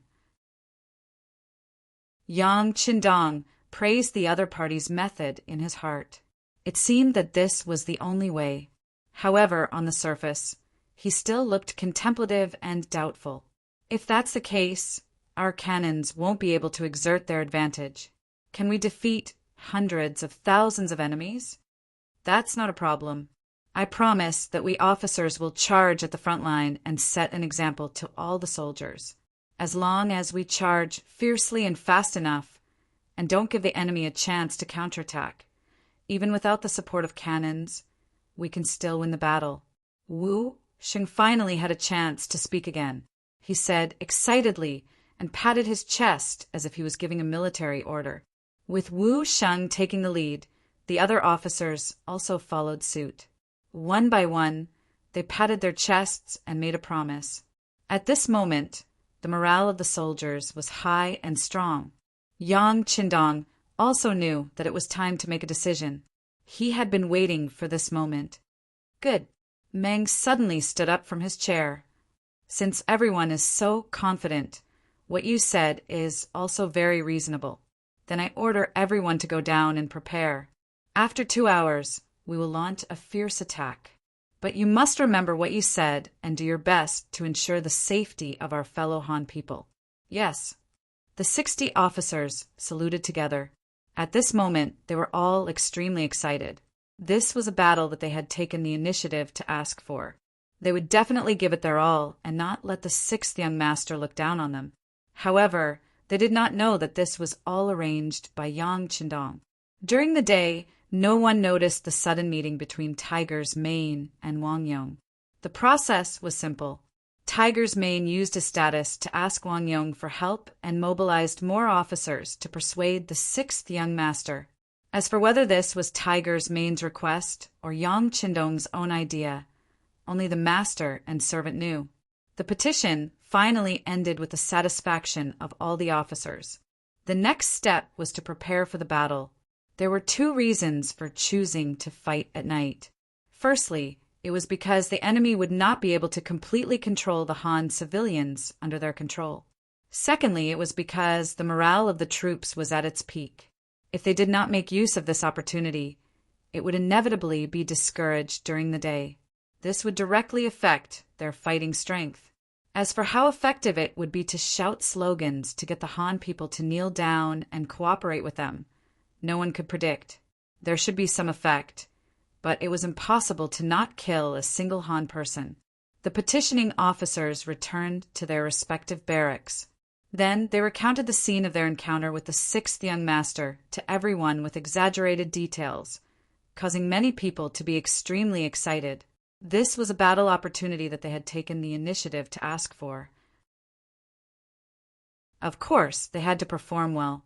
Otherwise, not only would they fail to live up to the trust that the 6th young master had placed in them, they would also be punished for it.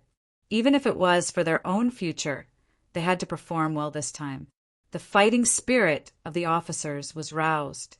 Very quickly, the soldiers under them were all riled up. Originally, the retreat during the day had already made them extremely unhappy. Now that they could finally fight back, no one would say anything. They all patted their chests and promised that they would perform well. The mercenaries were already in an uproar. Their fighting spirit soared into the sky. The enemy camp was completely unaware. Late at night, Fan Yuhai and Sang Wing returned to their respective tents to rest after finishing their drinking. They wanted to have a good night's sleep and wait until dawn to see how the mercenaries retreated. Then they would look for an opportunity to attack. The weather at the end of January was still slightly cold. Many Lancang soldiers and former Jiaoji soldiers on night duty curled up and leaned against each other for warmth. They closed their eyes and took a nap. In the darkness, 400 meters away, the mercenaries had already charged back. In comparison, they were all burning with passion. At this moment, they were staring at the enemy under the torches. As soon as the order to attack was given, the entire army would charge out in order to better complete this mission. The 2 main regiments of the Cold Front and 20 auxiliary battalions were all mobilized. A total of over 10,000 people wielded the 95 style or 81 rifles. They looked like ferocious tigers descending from the mountains. Behind them were 30,000 Vietnamese mercenaries led by General Hong Jin. They were all waiting for the battle to begin. Pass down the order. Later on, everyone will perform well. Do not fall behind the mercenaries. Chop off the enemy's dog head. Han Jin was also holding back his anger as he spoke. He could already feel the anger in the sixth young master's heart. When his master was angry as a dog, he naturally had to take a bite out of the enemy. It was not only to show his ability, but also to show his loyalty. He would definitely not let go of such an opportunity. The hands on the watch moved up and down. When it was 1 a.m., Luo Pa, the regimental commander of the 2nd Regiment, and Wu Sheng, the regimental commander of the 3rd Regiment, stood up almost at the same time and roared, "Charge!" Then thousands of soldiers and horses started to move at a high speed.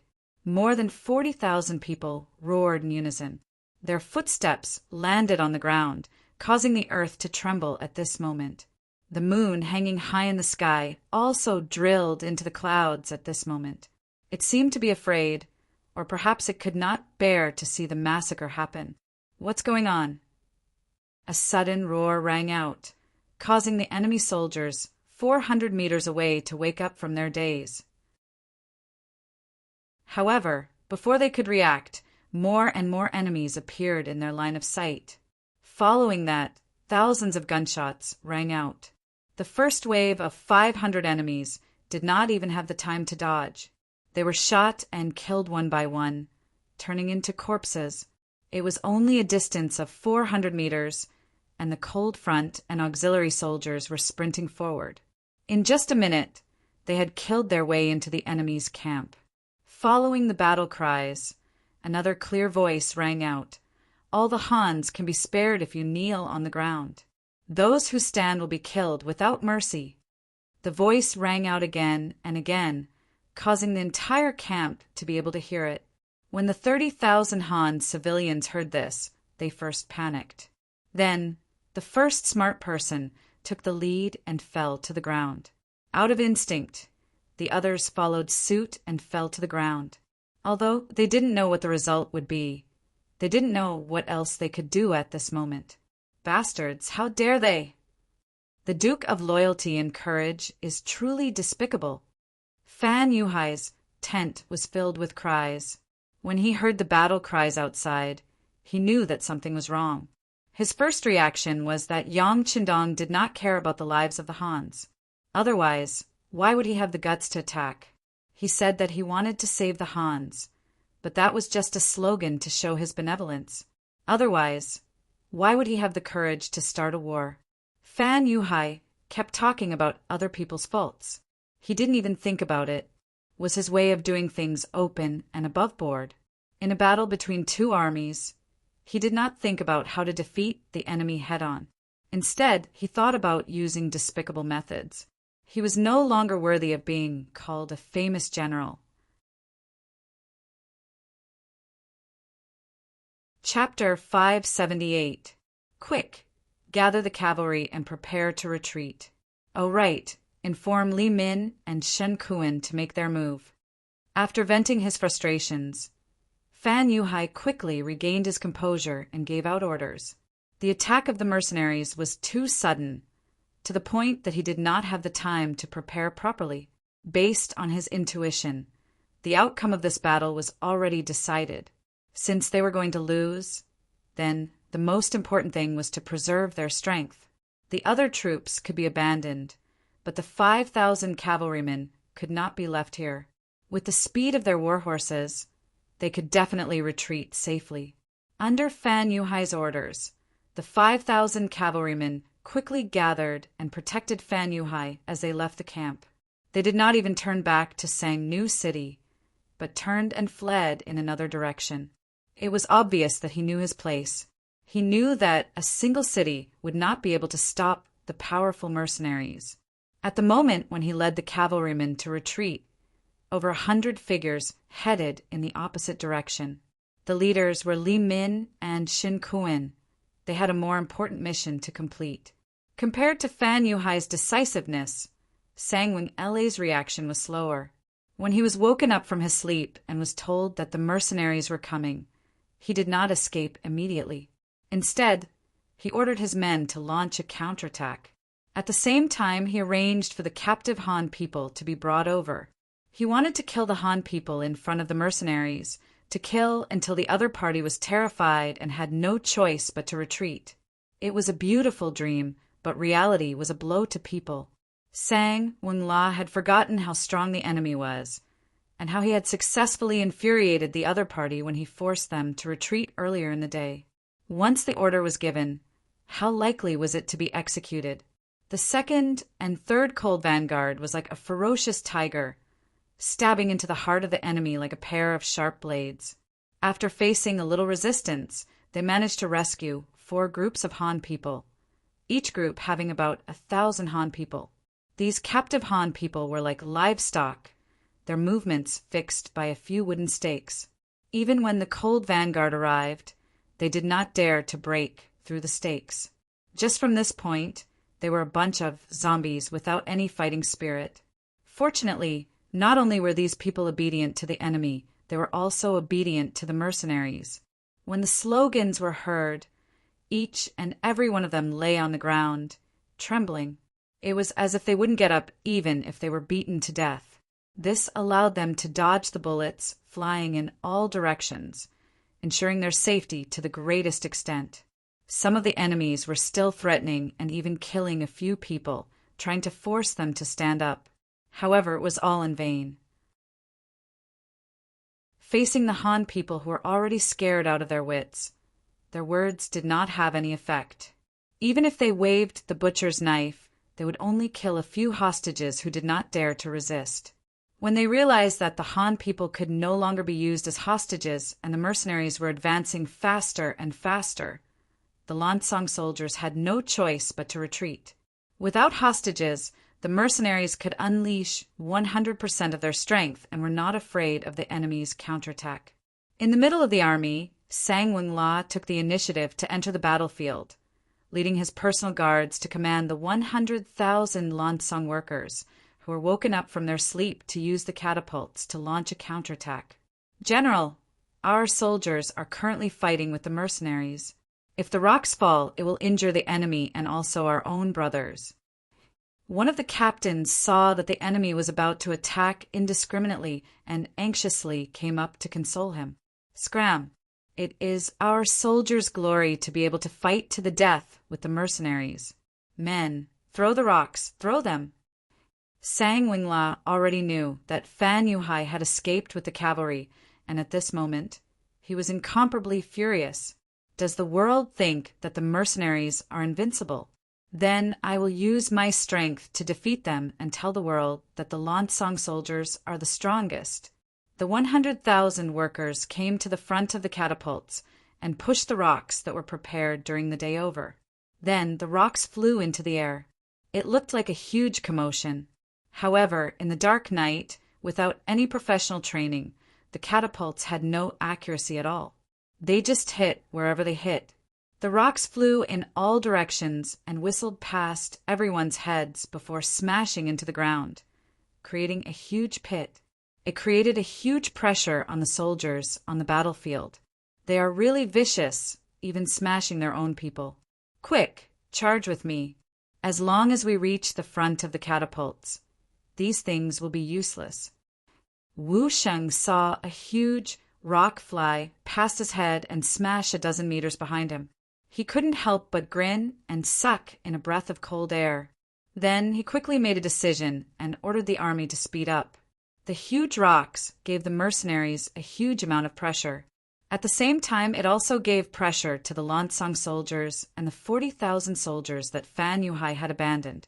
When they saw the falling rocks, they originally wanted to rely on their numbers to fight it out with the mercenaries. But now they turned and ran. What kind of joke was this? These rocks did not have eyes at all. Before they could even see the mercenaries, they would be smashed to death by the rocks. How unlucky would that be? Sang Weng-la, who had originally wanted to use the catapults to turn the situation around, did not know that his actions had caused the army at the front to crumble. The charging mercenaries did not meet with the crazy resistance that they had imagined, and they were getting closer and closer to the enemy. The 2nd Regiment and 3rd Regiment were like 2 sharp knives. The 20 battalions of auxiliary soldiers were like a huge net, pushing forward from behind. The 30,000 Vietnamese mercenaries were at the back, constantly rescuing the Han civilians and dealing with the small groups that had slipped through the net. At this point, it was worth mentioning that the 2 million silvers were not spent in vain. Under the instructions of Grand Tutor Long Chi, although they managed to obtain the Lansong weapons, they were only half-finished products. When they encountered the incoming Vietnamese mercenaries, they got into formation and engaged in battle. Only then did they discover that the blades and spears in their hands had been broken into two after just a few clashes. The weakness of their weapons dealt a heavy blow to the Lansong soldiers. How could they be a match for steel blades and spears with their bare hands? Thus, many of the Lansong soldiers died with hatred. They did not lose in terms of battle strength, nor did they lose in terms of courage. Instead, they lost in terms of logistics. The speed of the two cold vanguard regiments was too fast. Everyone seemed to be holding their breaths as they advanced at lightning speed. Whenever they met with resistance, they would open fire without hesitation, not giving the enemy a chance to get close. In just an hour, they had broken through the front line and arrived at the center of the camp. The arrival of the cold vanguard regiment was like a hot knife through butter. They arrived in front of the trebuchets, killing the Lansong soldiers and causing them to flee in all directions. Even General Sang Wing-la was forced to retreat to Sangnu City under the protection of his personal guards. There were still 50,000 soldiers left behind to guard the city. No matter what, they still had the strength to fight. After charging for over a dozen li, they entered the middle camp from the enemy's front camp, then into the back camp. The Cold Vanguard Regiment was unstoppable. This time, the combat strength that they displayed made the enemy unable to help but change their opinion of them once again. Awesome! Seeing the enemy being forced back to Sangnu City, other than his beloved comrades, there was a group of prisoners kneeling on the ground. The 3rd Regiment Commander Wu Sheng could not help but howl to the sky. However, he also fell to the ground with a plop. At the same time, he was also really tired. After chasing the enemy for over a dozen li, the sky had just turned bright. In other words, they had run so far in just 6 hours. Not to mention running for over a dozen li, they had to keep charging and facing all kinds of problems. Normally, it would be difficult for the Cold Vanguard Regiment to do this. This time, it was because of the strong morale of the soldiers and the anger that they had suppressed previously that they were able to achieve this result. Commander Wu Sheng did not know that all of this was within Yang Qindong's calculations. He knew better than anyone else whether the Han civilians would appear or not. Thus, he had no choice but to retreat during the day and suddenly charge back at night. The officers requesting to fight was also part of his plan. This way, not only could he offset the fact that the enemy had hostages, he could also stimulate the fighting spirit of the outstanding soldiers. It was truly killing 2 birds with 1 stone. No, it should be killing 3 birds with 1 stone. Because these officers were the ones who requested to fight first, he reluctantly agreed to send out troops. This way, even if there were more casualties among the Han hostages, no one would blame him. This was the unanimous opinion of all the officers, and he was just pushing the boat along. Perhaps some people would think that this was the mentality of a careerist. But since ancient times, how could there be no casualties? War was never a case of you advancing and I retreating, and I advancing and you retreating. There would always be all kinds of benefits and problems. For example, the 36 stratagems of the art of war, a battle of wills and courage, you plotting against me and I plotting against you. On the other hand, history was always written by the victors. No matter how well you did things, once you lost, it was inevitable that others would say that you were pedantic. On the other hand, as long as you did not use too heaven-defying methods to win, others would say that you were wise, smart, or even great. This was history. This was the so-called true history that future generations could see. And right now, Yang Qindong had won. He was undoubtedly great. But what others did not know was that this great person was currently experiencing a life and death crisis. Li Min Shin Kuan. One was the adopted son of the former king of Jiaoji.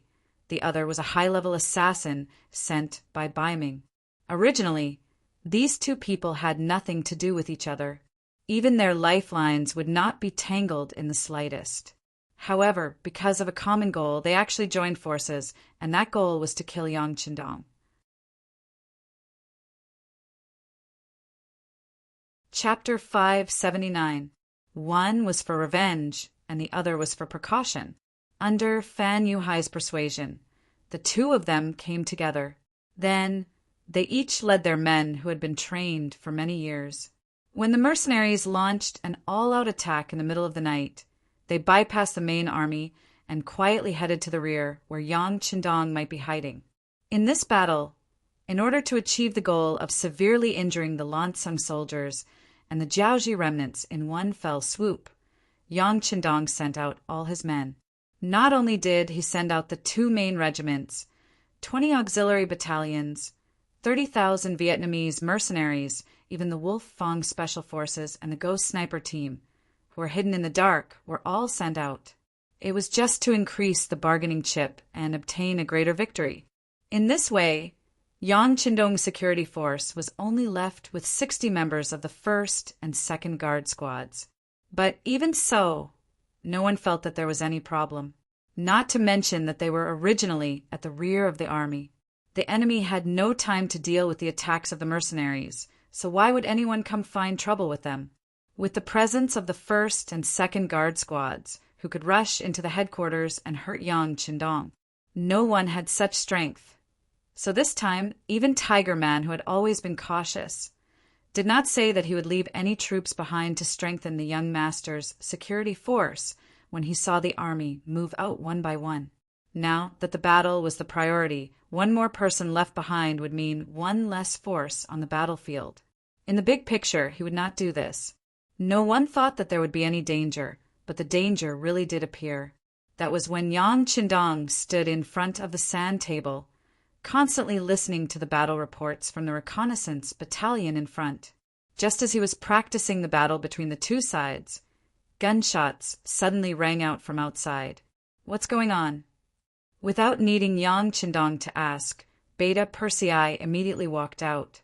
As the 6th young master's inseparable shadow, his existence had always been detached from the rest. Among the 5 guards of the Yang family, he was also ranked the highest. This was also because his responsibility was to ensure the safety of the 6th young master. This task was originally sacred and noble. Second brother, someone is approaching us and has been discovered. Now we have sent people to chase after them. The captain of the 1st Guard squad, Chiu Vi, flashed out from the darkness and repeated what had just happened. Be careful. Beta Persei nodded.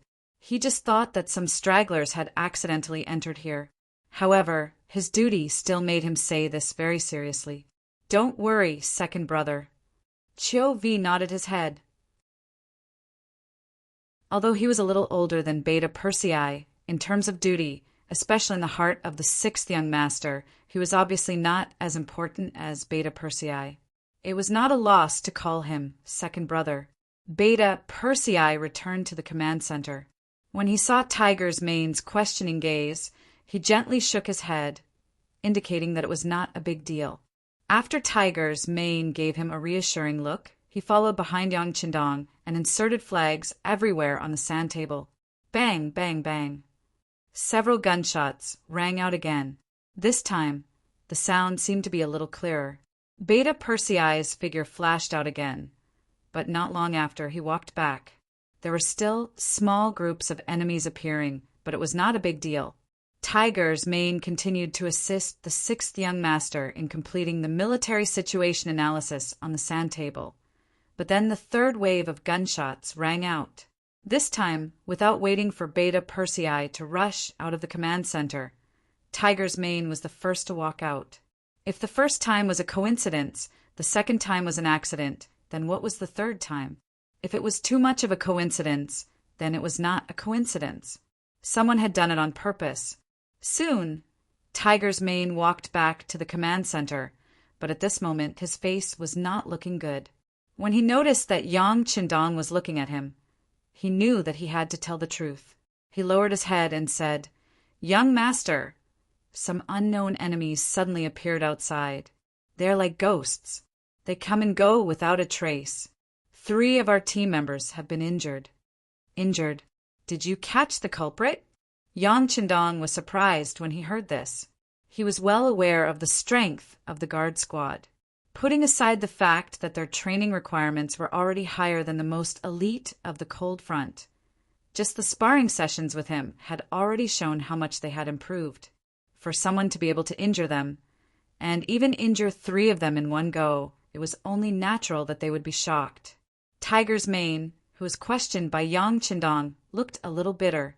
After a moment of hesitation, he replied, "Our brothers are incompetent. We didn't catch the culprit. They were too fast, and the team members didn't dare to chase after them. They were afraid that they would be lured away. We didn't catch them." This time, Yang Qindong raised his eyebrows, but soon he laughed out loud. "Interesting, interesting. It seems that this is a force to be reckoned with. What about the young master?" Although Yang Qindong was laughing, Tiger's Mane knew that he was laughing out of anger. How could the master laugh happily when his team members were injured? "What do we do? Of course, we hit them. We can't let them act tough in front of us. How about this, if they come again, let the team members chase after them. They can hide for a while in the dark, but I don't believe that they can hide forever. If you see any suspicious targets, shoot. Don't be afraid of wasting bullets," Yang Qindong said fiercely. His smile had long since disappeared. Yes, Tiger's Mane naturally wouldn't disobey Yang Qindong's suggestion. However, there was still a problem, so he asked, "Young master, how many people should we send out at once?" "Let's send out the entire second guard team first," Yang Qindong replied after pondering for a moment. If he sent out too few people, he was afraid that they would fall into the enemy's ambush. The gains would not make up for the losses. The entire second squad had 30 people, and they were used to cooperating with each other. Even if they faced enemies 10 times more than them, there wouldn't be any problems. With the advantage of guns, they could still retreat if they couldn't win. As soon as he heard that the entire second squad would be sent out, Tiger's Mane hesitated for a moment and said, "Young master, isn't it too much?" "Not much, not much. The first time we send out the second squad, if there are still people coming, it proves that the enemy's strength and numbers won't be too small. Then we'll send out the first squad as well." After saying this, Yang Qindong glanced at Tiger's Mane and Beta Persei. He wanted to send out the 2 of them as well. After all, the enemy's goal must be to target him, and if there wasn't a good enough opportunity, they wouldn't easily appear. Therefore, it was best not to leave anyone around him to ensure that he could lure out the killer. However, he also knew that even if he said so, the 2 of them would not agree. Other things could be discussed, but when it came to their own safety, they would not execute it even if they were beaten to death. Being able to withdraw the 2 guard squads was already the biggest concession they could make. Tiger's Mane didn't know that Yang Qindong wanted to send him out, because even if the first guard team was sent out, he would have already jumped to his feet. No, absolutely not. Looking at Tiger's Mane's desperate look, Yang Qindong was moved, but he pretended to be angry and said, "What? You're the young master, and I'm the young master. If I say it's okay, then it's okay." Beta Persei beat him up. Okay. Beta Persei naturally followed Yang Qindong's lead. As long as it was the young master's order, he would completely carry it out, never caring whether it was right or wrong. Therefore, at this moment, he smiled and clenched his fists. There was a creaking sound as he stretched his muscles and bones. Tiger's Mane strength was originally on par with Beta Persei. One was agile and the other was strong. However, Beta Persei's fists were really not to be trifled with. Once he got hit, it would definitely not feel good. Unless it was a battle of life and death, Tiger's Mane would usually be at a disadvantage in a contest like this. The enemy was right beside him, and no one knew what would happen next. If he was injured at this time, it might delay the important matters. A wise man knows when to retreat. For the sake of the overall situation, Tiger's mane finally chose to give in. Okay, don't do it. I'll listen to your orders. Okay, Beta Persei, I'll spare him this time. Humph, luckily you know what's good for you. Otherwise, I would have sent you out too, Yang Qindong said. After he said this, he could see Tiger's mane's unyielding expression. Obviously, sending out the first guard team was already his limit. Unless he was killed, he would never agree to transfer him out too. Although he had now agreed to Yang Qindong's request, Tiger's mane still had hope in his heart. Perhaps sending out the second guard team would be enough, and the enemy would not come again. Such thoughts were destined to be disappointed. Just 10 minutes after the second guard team was sent out, gunshots were heard again. The enemies hiding in the dark had made their move again, and there were quite a few of them. As Yang Qindong said before, they saw the hope of luring the tiger away from the mountain. This time, they should have put in a lot of effort. Young master, please reconsider. Tiger's mane, who was in the command center, did not immediately execute the order. Instead, he still held a glimmer of hope as he spoke to Yang Qindong. Go, follow the order just now. Yang Qindong waved his hand casually. This time, the enemy's target was obviously him. Although it was said that as long as he could restrain his temper, it would be very difficult for the enemy to kill him. However, he did not like the feeling of being on guard against the enemy at all times. He preferred to take the initiative to attack and strangle all dangers in the cradle. Since the other party was determined to kill him, he would fulfill the other party's wish and send everyone out to lure them out. Sigh. With a sigh, Tiger's mane knew that the result could not be changed. He could only reluctantly walk out of the command center. At this moment, Yang Qindong's voice came from behind him. Don't play tricks. Otherwise, even if you can fool the young master, you won't be able to fool the enemy. You understand? Chapter 580. Tiger's man couldn't help but pause. Originally, he wanted to leave some people behind in the dark. Although he believed that with just him and Beta Persei around, no matter how many people came, it would be difficult to get past them and reach the young master. But wouldn't it be better to leave one more person behind? But now that Yang Qindong added on, he finally calmed down. That's right. To be able to cause the security squad to be somewhat helpless, one could imagine the strength and combat strength of the enemy. If you want to leave someone behind without being discovered by them, that would be even more impossible. Tiger's man walked out of the headquarters with his head lowered. He called the captain of the first guard team, Chiu V. Captain Chiu, if the enemy appears again, can you go and destroy them? Tiger's man's murderous aura overflowed as he said these words. It was obvious that he was really angered by these killers who seemed to be everywhere. The enemies were difficult to deal with because they relied on the darkness and were very agile.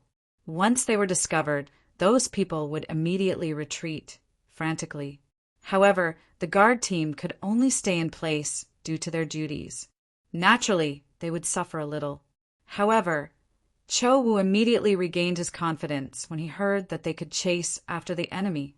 He patted his chest and said like a soldier, Hutu, if you let us out, I guarantee that we can kill those shameful bastards until they cry for their parents. None of them will be left alive. Okay, then if the enemy appears to harass us later, you guys will chase after them and kill them. Remember, you must end the battle quickly. Also, send out the first guard team. Tiger's man was a little reluctant when he said this.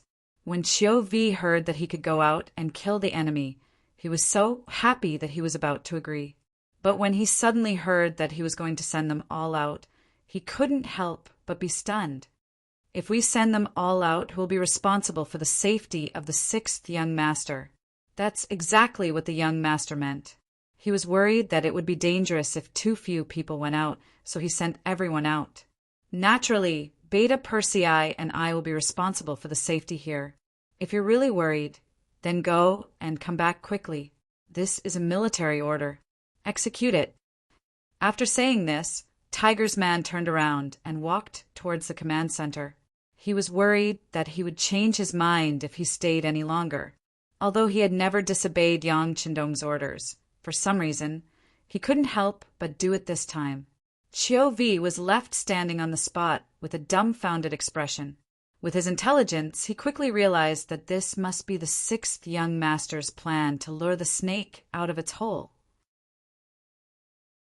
When he recalled how the sixth young master had toyed with the security team, he couldn't help but say, "With the sixth young master's ability, there shouldn't be anyone who can hurt him. But for safety's sake, I should finish this quickly and come back to support him." As if he had made a decision, Qiu Vi began to assemble the first security team. After a while, gunshots rang out from outside again, and then they went further and further away. In the command center, when gunshots rang out again, Tiger's man walked out of the door alone. Then he held a tri-edged bayonet in his hand and stood there like an ordinary guard. He knew very well that when masters fought, the ability of the gun in their hands was limited. Even at close range, the enemy would not give you any chance to shoot. Since that was the case, it was safer to just hold the bayonet. Beta Persei did not leave. He stood guard in the inner door of the command center and did not take anything. This was because his weapon was a pair of iron fists. In addition, he was tall and strong to begin with. At this time, he stood there like a door god. On the other hand, Yang Qindong did not seem to take what was happening outside seriously. He was still standing in front of the sand table, looking at the situation of both sides and imagining what the front line had become. 500 meters away from the command center, 10 black figures were slowly approaching. They were all dressed in black and walked in the dark. Their footsteps were extremely light, and their speed was very fast. Even the night vision goggles could not capture their figures. "You sent them all out?" "Hee, this loyal duke is really young and full of vigor. He is very arrogant," a black-clothed man said, and the corners of his mouth revealed a creepy smile. "That's right, he is indeed very arrogant. However, since he doesn't put us in his eyes, he can only suffer the consequences of his own actions. Brother Shin, this time our names will go down in history." Another black-clothed man chuckled coldly. If the king of Jiaoji Li was here, he would definitely recognize that the person who spoke was his adopted son, Li Min, who was known as the top master in Jiaoji. As for the brother Shin he was talking about, it was naturally the messenger sent by Ming, Shin Kuan. The situation at the front line was not satisfactory. The mercenaries suddenly turned around and attacked. They did not cherish the lives of the Han people during the day. This indeed caught Fan Yuhai off guard. However, this also gave the two of them an opportunity. They led their most elite subordinates through the edge of the battlefield and arrived at the rear. When they thought of the possibility of meeting the Ming dynasty's loyal duke and even killing him, the two of them could not help but feel their blood boil. However, they were disappointed to see that there were dozens of guards here. Moreover, each of them had extraordinary skills. The aura they exuded was even stronger than ordinary martial artists. No matter how confident Li Min and Shin Kuan were, they could not guarantee that they could break through these guards and arrive in front of Yang Qindong. However, if they were to leave just like that, they would be unwilling to do so. This was why they constantly harassed and even injured people with arrows in their sleeves. Originally, they wanted to annoy Yang Qindong. If he hid in his shell like a coward and did not come out, then they would continuously attack him. Even if they could not hurt him, they would make him angry. Perhaps the opportunity would come when he was angry. However, they did not expect that after just 3 rounds of harassment, these guards would actually rush out. This sudden turn of events made Li and Shin Kuan very agitated. They tried to send a group of people to lure these guards further and further away, and then sent a second group of people to test the waters. Sure enough, these guards rushed out again. They counted a total of 60 people. In other words, the loyal duke should not have any forces around him. So, it was time for them to make a move. This was definitely an opportunity, although it looked more like a trap. But no matter what, they had to take a gamble, because if they did not gamble now, they were afraid that it would be very difficult to find such an opportunity in the future. So they appeared. After leaving more than a dozen people in the periphery responsible for restraining the guards who might come back at any time, each of them took 4 of their most elite subordinates and appeared. All of you listen carefully. In a while, we will attack with all our might. We don't need to kill the enemy immediately. Just keep the 2 of them occupied. We don't have much time. Those brothers lured the guards away with the determination to die. At most, we have the time for an incense stick to burn. If we still don't succeed, we will retreat immediately and look for another opportunity. Li Min was the one who spoke. As he spoke, the corners of his mouth twitched. His heart ached for Yang Qindong. The people he brought with him this time were all experts who had followed him for many years. They could be considered as men of sacrifice. These people risked their lives to lure away the guards in order to create enough opportunities for them. When he thought of the possibility of killing Yang Qindong and the possibility that his men would not be able to survive, he felt as if his heart had been cut by a knife. At this moment, he hated Yang Qindong even more. He believed that all the results were caused by this person. This was what it meant to condemn someone. When a person always wants to harm others and therefore has to pay some price, they will still put the blame on the victim. Do they have to think that when they want to harm others, others should stand there and let them be cut into pieces? Is that the right thing to do? At the entrance of the headquarters, Tiger's Mane had already extinguished the torch inserted here. He stood in the darkness, opened up his 5 senses, and carefully and cautiously observed everything around him. If he alone could eliminate the assassins who came out of nowhere, young master would not have to take the risk. This was naturally the best outcome. So at this moment, Tiger's Mane was full of fighting spirit and murderous intent. His whole body was focused, waiting for the enemy to appear. Whoosh! A small arrow suddenly shot out from the darkness, aiming at the position where Tiger's Mane was standing. In the darkness, the direction of the arrow could not be seen at all. Only a murderous aura appeared in the air. The previous guard was injured by this sudden arrow because of his carelessness. However, if they wanted to use the same method to deal with Tiger's Mane, it was obviously not enough. Tiger's Mane suddenly jumped to the side, feeling the danger, and dodged the attack. At the same time, as he fell to the ground, his roar spread in all directions. "Who are you? You only know how to plot against me." Just as the words left his mouth and his body came into close contact with the ground, for Saber Cheese suddenly slashed towards him from different directions. Ding, ding, dang, dang. In that moment, Tiger's Mane's military knife collided with the 4 steel swords. The 4 assassins suddenly appeared, suddenly attacked, and suddenly attacked in order to injure Tiger's Mane in the shortest time possible. Since he was able to stand guard outside the command center, his skills must not be simple. Perhaps this was what the Duke of Loyalty relied on. Thinking about it, if he killed this pillar of support, the Duke of Loyalty and Courage's expression would be very good. Although the 4 assassins thought highly of Tiger's Mane's ability and attacked with all their strength, they still did not injure the opponent.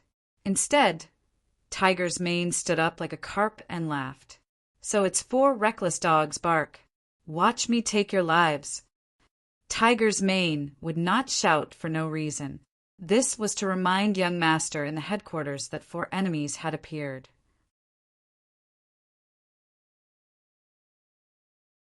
Chapter 581. The military knife in his hand shone with a cold light. In an extremely short period of time, Hu Mang had exchanged more than 10 blows with the 4 of them. He had also slowly changed from his initial arrogance to defense. The strength of these 4 people was too strong, especially when they were using a joint attack technique. When the 2 of them worked together, they were able to exert a combat power that was several times higher than their own strength. If it was one-on-one, Tiger's Mane was confident that he could take down any one of them within 10 moves. However, in the face of a joint attack technique and 4 opponents at that, he was a little overwhelmed and had no choice but to switch from attacking to defending. In the command center, the sound of weapons colliding could be heard from outside. Beta Persei, who was standing there, felt his heart throb. Obviously, he was affected by the murderous aura outside and could not help but feel his hands and feet itch. Go, help Tiger's mane. I can feel that the people who are coming are not weak. Yang Qindong finally stopped looking at the sand table and said to Beta Persei very seriously, "Young master, I have to protect your safety." Beta Persei also knew the urgency of the situation and even knew what his mission was. This was one of the rare occasions when Beta Persei obeyed orders and did not carry out them. He looked at Yang Qindong with amusement. "Well, don't you know the strength of the young master? You have to have confidence in your young master. Go." Yang Qindong chuckled. Oh, it was unknown if Yang Qindong's smile had infected Beta Persei, or if he really had great confidence in the strength of the young master. After agreeing, Beta Persei pulled open the curtain of the command center and rushed out. "Tiger's mane, you're too weak. Let me help you. Get lost. Go back and protect the young master. You're not needed here." Even though Tiger's mane had already been forced back a few steps, his voice still rang out like a roar.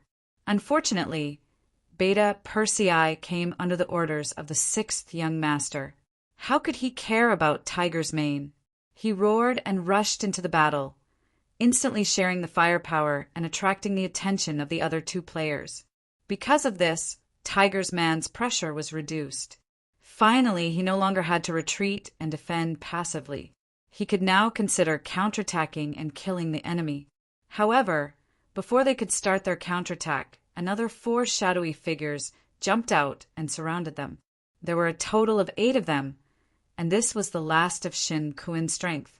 With another 4 people joining in, it was now 2 against 8. Naturally, the pressure was not small. Fortunately, Tiger's mane and Beta Persei often worked together over the years, especially when dealing with Yang Qindong. They had formed a tacit understanding. In addition, Beta Persei was still a little better than Tiger's mane in terms of skill. Although it was only a little, it could often determine the final outcome. Whoosh! While they were fighting happily, 2 more shadowy figures suddenly appeared and rushed to the command center. They were the leaders of this assassination, Li Min and Shin Kuin. They were both absolute masters and had reached the ability to identify people by breathing. After they knew that there was only a single breath in the command center, they knew that the best opportunity had come. They rushed in without hesitation. Unlike outside, there were a few kerosene lamps lit in the command center, making it as bright as day. Therefore, when Li Min and Shin Kuin rushed in, they couldn't help but squint their eyes to adapt to the environment. When they saw that Yang Qindong was indeed the only one there, the 2 of them laughed mischievously. While they were laughing, Yang Qindong was also laughing. "Both of you, I'm Yang Qindong, the great Ming's loyal duke. May I know your name? Do you want to know our names and origins and then take revenge afterwards? Let me tell you, no way." A sneer flashed across Shin Kuin's face. Although he didn't think that Yang Qindong could still live past today, who knew if the other party still had any tricks up his sleeve? If he reported his name and word got out, wouldn't it be a pile of shit whether he killed him or not? Shin Kuin had no intention of reporting his name. He just wanted to complete the mission as soon as possible. He even couldn't help but attack. However, Li Min reached out and stopped him. Then he looked at Yang Qindong with an arrogant expression and said, "A real man doesn't change his name or surname. I'm Li Min, the adopted son of the king of Jiaoji. He's Shin Kuin, Bai Ming's special envoy. Brother Li." Shin Kuin didn't expect Li Min to sell him out directly. Anger appeared on his face. "Brother Shin, don't be angry. Do you think that he can still escape from the joint attack of the 2 of us? Even if he has some tricks up his sleeve, no one can save him at such a close distance. Don't worry." Li Min smiled at Shin Kuin and looked at Yang Qindong again. She said in a condescending manner, "Promise me one thing, and I'll let you die quickly so you won't have to suffer so much." "Condition? Let's hear it." Yang Qindong had a curious look on his face. "Immediately write an order to release my adopted father and allow him to establish a new kingdom." Li Min's voice was very firm, as if he was ordering something. Just now, Yang Qindong was still curious as to how the other party had exposed his identity. His question was just a casual thought. He didn't think that the other party would really reveal his identity and origin. Only now did he understand that Li Min still had the idea of helping her foster father, Li, restore the country. Ha ha ha ha ha. Yang Qindong couldn't help but laugh loudly after knowing Li Min's thoughts. "What are you laughing at?" Li Min was very confused by Yang Qindong's expression, who was about to die. "I'm laughing at your idiocy." Yang Qindong seemed to be holding back his laughter as he spoke. Then his expression suddenly turned serious, and he said in a questioning tone with a trace of pressure, "You're just an assassin who can't see the light of day. What right do you have to order me? A duke of the great Ming dynasty. Do you have the right?" With a loud shout, Li Min involuntarily took 3 steps back before coming to a stop. Then, her face was filled with anger and murderous intent. He was the #1 expert of the Jiaoji kingdom, but he actually took 3 steps back because of Li Min's angry shout. If this spread out, wouldn't he be laughed at by others? At this moment, his killing intent when he looked at Yang Qindong was even stronger. "Good, you dare to laugh at me. I hope you can still maintain this backbone and be so stubborn when I capture you." "Humph, bullshit expert. You only know how to talk. If you want to fight, then come." Yang Qindong's face didn't have the slightest trace of fear. If it wasn't because he wanted to know who wanted to deal with him, if it wasn't because he didn't want to be on the lookout for thieves every day, did these 2 people think they could meet him? Did they really think that he was some kind of powerful figure? Li Min was infuriated by Li Min's disdain. His gaze turned cold, and he opened his mouth to spit out the word kill. Another person was even faster than him and rushed towards Yang Qindong. He was Shen Kuan. Since his identity had been exposed, he had to kill Yang Qindong today. Otherwise, he was afraid that he would bring an unimaginable disaster to Ming. A cold light flashed, and a sword light went straight for Li Min's throat. As expected of the nickname of the 13 Swords, Shen Kuan used a killing move as soon as he attacked. He didn't have the intention to hold Li Min hostage. The sword light swept over. If he really succeeded, then Li Min's life would be gone forever. Yang Qindong calmly looked at the scene. He calculated the distance between the tip of the sword and his throat in his mind. At this time, he could use at least 3 ways to avoid the attack. However, he didn't do so. He wanted to see how powerful his opponent was. He wanted to find a way to stimulate the qi in his body so that it could be used and played better. It was often the easiest to break through between life and death. Clang! A blade light suddenly appeared and blocked the advance of the long sword, forcing it to stop half a meter in front of Yang Qindong. F***CK. Yang Qindong was thinking of using the battle of life and death to sharpen and stimulate himself. He didn't expect that someone would come out of nowhere and disrupt his steps. He couldn't help but feel very depressed. The person who attacked was naturally Li Min. With a horizontal strike of her blade, she blocked the attack of the long sword. However, because of this, anger appeared on Shen Kuan's face. "Li Min, why did you stop me?" "Wait a minute. I haven't asked him to write the military order yet. He can't die." Li Min shook his head. Although he said that he wanted to negotiate, his face was very firm. "You." Shen Kuan wanted to scold him for being an idiot. However, considering that he was no match for him, he could only snort coldly and stand aside. From the looks of it, it was clear that Li Min was going to take control of the situation. Just now when he attacked, Yang Qindong stood there like a fool and didn't move at all. This gave the two killers incomparable confidence. This Yang Qindong was really a scholar who couldn't even trust a chicken. Li Min naturally saw Yang Qindong's performance just now. Now she was very confident. She looked at Yang Qindong with a look of charity and said, "I said, write the military order immediately. Otherwise, not only will you die, but you will also die very miserably. TSK, as if you won't kill me if I write it." Yang Qindong snorted and looked very clear. "Duke of Loyalty, you have to know that there are several kinds of death. One kind is called living a life worse than death. I don't know if you want to have a taste of it." Li Min threatened again. At the same time, she admired Yang Qindong's performance in her heart. He was worthy of being called the god of war. At least this kind of determination was something that few people could match. "I don't want to," Yang Qindong said without any surprise. This also made Li Min's eyes flash with pride. Just when she thought that she had scared the Duke of Loyalty, Yang Qindong suddenly said, "Who do you think you are? Can you really hurt me?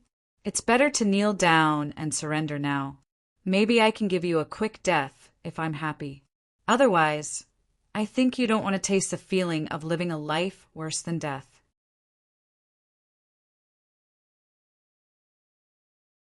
Chapter 582. What? He originally thought that the other party had given in, but unexpectedly the other party began to threaten him. Li Min, who thought that he had misheard, widened his eyes in disbelief. On the other hand, Shen Kuin clearly heard the words just now. Although he did not know where Yang Qindong's confidence came from, he did not mind him repeating the words just now. "Brotherly, he wants you to learn from a dog and kneel on the ground and beg for surrender. Do you really not want to live anymore?" Li Min's face was flushed red. Obviously, he was very angry. The veins on his right hand that was holding the knife suddenly popped out. He looked like he was going to kill someone at any time. Shan Kuin's words had provoked him to the point that he wanted to kill someone. "TSK, as if you said that you won't do anything to me." Yang Qindong rolled his eyes and said, as if he was joking, "Very well, then I will kill and cut off your legs. Anyway, I don't need them to write." Li Min, who had been successfully enraged, decided to give Yang Qindong a taste of his strength first. Anyway, he did not intend to let the other party die so easily. He would slowly torture him. He raised his right hand, and the knife was like a gust of wind, directly chopping towards Yang Qindong's legs. Li Min did not intend to hold back this time. This was originally a game of life and death. Whoever had a merciful heart did not deserve to play this game of death. Shin Kuan watched from the side. Yang Qindong, who had lost his legs, could no longer pose any threat to Bai Ming. After all, have you ever seen a powerful person who did not even have legs? How could such a person be qualified to compete for the world's hegemony? Under the gaze of both sides, Yang Qindong, who seemed to be dead for sure, smiled at this moment. Did he really think that he was a soft persimmon? Did he think that he could teach him a lesson with a knife? Well, then he would use facts to prove that anyone who dared to look down on him would have to pay a heavy price, or even lose their lives. Even before the saber arrived, it brought with it a wave of saber energy. If an ordinary person were to face this saber attack, they would be scared silly. Li Min and Shin Kuin were also looking forward to seeing Yang Qindong's stupefied expression. However, they were destined to be disappointed. Just as the blade was about to reach his legs, the sixth young master leaped into the air and easily dodged the blade. While he was still in midair, he executed a divine dragon-tail whip. His feet, which were clad in military boots, smashed towards Li Min's shoulder like a huge rock. Feeling the power of this kick, Li Min's expression changed greatly. He had a feeling that if this kick landed, his shoulder blade would be completely shattered. At the critical moment, he hurriedly retreated, wanting to avoid this heavy blow.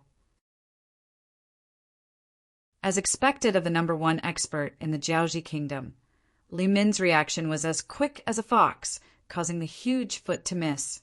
Just as he was about to stabilize his body, he was drenched in cold sweat. Another kick was aimed at his face. Bang! The heavy blow landed on his face like a ruthless slap. Under the force of the kick, Li Min's entire body spun 360 degrees and then fell to the ground with a thud. Chain kick! Shin Kuin, who originally wanted to watch the show, suddenly spoke up. Then he put away his careless expression and became serious. Wrong, it's 3 consecutive kicks. Both of his feet had already landed on the ground, and he said with a face full of arrogance. Originally, his personality was not that serious. However, due to his position, he had to make some changes. Usually, other than when he was with his wives, he had to pretend to be deep and serious. Now that there were no outsiders around, he could finally be himself for a while. His arrogant and somewhat arrogant side was revealed. The 3 consecutive kicks were the strengthening board of the chain kick. It allowed one to kick 3 times consecutively in an extremely short period of time to achieve the goal of injuring others. This was learned from Wang Yong, who was extremely good at leg techniques. With the existence of the qi, not only was he better at using it than Wang Yong, but the power was also amplified. Pooh! Li Min spat out a mouthful of blood from his mouth along with 2 teeth. He slowly stood up from the ground. A very obvious footprint was imprinted on Li Min's face, making him look very miserable. Very good. It turns out that we have all underestimated you. Not only did Li Min have such thoughts, Shen Kuin also had the same thoughts. How could someone who could casually kick 3 consecutive kicks be easy to bully? However, he was very curious. When did this person learn martial arts? Ever since Yang Qindong appeared in the capital of Ming and did a series of big things. Everything related to him had been thoroughly investigated by the Imperial Secret Service and the East Faction Guards. However, no matter how he looked at it, this person did not have the time to learn martial arts. It was precisely because the information provided was too comprehensive that they never thought that Yang Qindong knew martial arts. Of course, this was also the result of Ming not communicating with the Southern Ming Empire. Otherwise, if you ask Guanyin and the other generals of the Southern Ming Empire, they would immediately give you a clear attitude.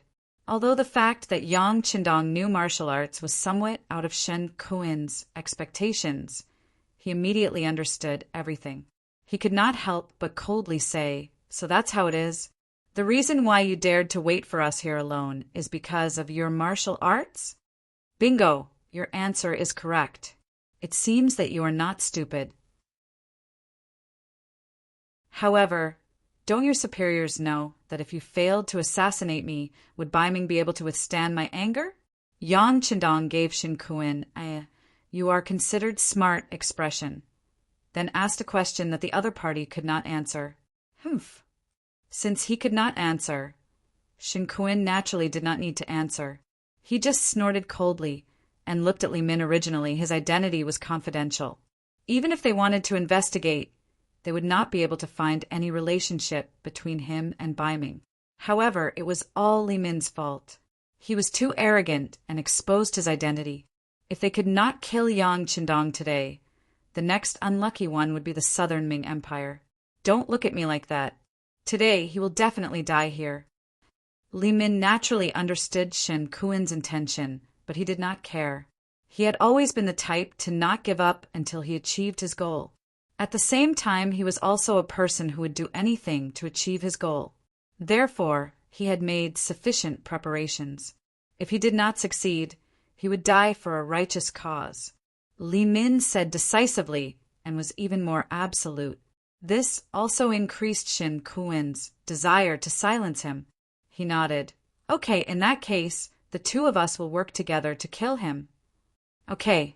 This time, Li Min did not refuse arrogantly. Firstly, there was not much time left for them. Secondly, Yang Qindong had shown a certain level of strength, which was worthy of his attention. See, I told you. The 2 of you should have come together long ago. Otherwise, I'm afraid you won't have time to show off. My men are coming back. Yang Qindong was not the slightest bit afraid of the two of them working together. On the contrary, he was full of fighting spirit. In the past, when he fought with the guards, he had to leave some leeway and could only give them some minor injuries. How could it be more satisfying than a life and death battle now? You will regret it. Seeing Yang Qindong so confident, Li Min's eyes flashed with anger. Then his figure suddenly rushed forward, and the big sword in his hand was swung halfway. On the other side, Shen Kuan also drew a flower with his long sword and passed it to Yang Qindong from the other side. What was different from before was that he also had a sword in his left hand. Now he was using two swords at the same time. Come on. Yang Qindong didn't show the slightest trace of fear, even though he was fighting against two experts by himself. On the contrary, with a loud shout, a military knife appeared in his hand, and he faced the sword and saber head-on. Ding dang dang, ding dang dang, in a very short period of time. The three of them continuously exchanged more than a dozen moves. After that, they separated again and stood in a triangle. Although it was only a dozen moves, Li Min was a little out of breath. In a fight between masters, the slightest difference would often result in a head falling to the ground. Every move required countless calculations in the brain. Compared to Li Min, Shen Kuan's strength was slightly weaker. Hence, his breathing was even more violent. After he stopped, he actually took 3 deep breaths before his complexion once again returned to its ruddy state. Moreover, when he looked at Yang Qindong, his gaze was a little more cautious. Among the 3 of them, Yang Qindong performed the best. As long as he had the time, he would train with the warriors and constantly increase his own strength. This short exchange of blows did not make him feel anything. It was because he did not feel anything that he looked at Li Min and Shen Kuan with some displeasure. What, didn't you eat when you came? You want to kill me with these moves? I think you should go back and drink milk from your mother first. Impudent! Hearing Yang Qindong humiliating him like this, Li Min roared and stepped forward again. The strength of the big sword in his hand increased a little, so that when he swung the sword, there was a heavy chi. Li Min was an orphan. He did not know what his mother looked like. Therefore, people who knew him would never mention anything about his parents in front of him. Yang Qindong said it, which naturally made him angry. At this moment, he released all his strength through his arm. Ding, ding, dang.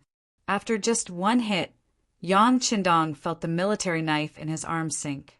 He had to take 2 steps back to avoid the sharp edge and at the same time, completely dispersing the force. Not bad. This is a little interesting. Knowing that Li Min was using all his strength, Yang Qindong said as he mobilized the qi in his body. Suddenly, his whole body's momentum rose. Once again, Yang Qindong took the initiative to attack. The military knife in his hand was used as a big sword to meet the big sword in Li Min's hand. Ding, ding, ding, ding. Using brute force against brute force, the two of them clashed dozens of times in a very short period of time. Finally, Li Min took 5 or 6 steps back and stopped the fight. Fortunately, the quality of the weapons on both sides was quite good. Otherwise, the steel saber would have been broken before the strength was exhausted from the collision.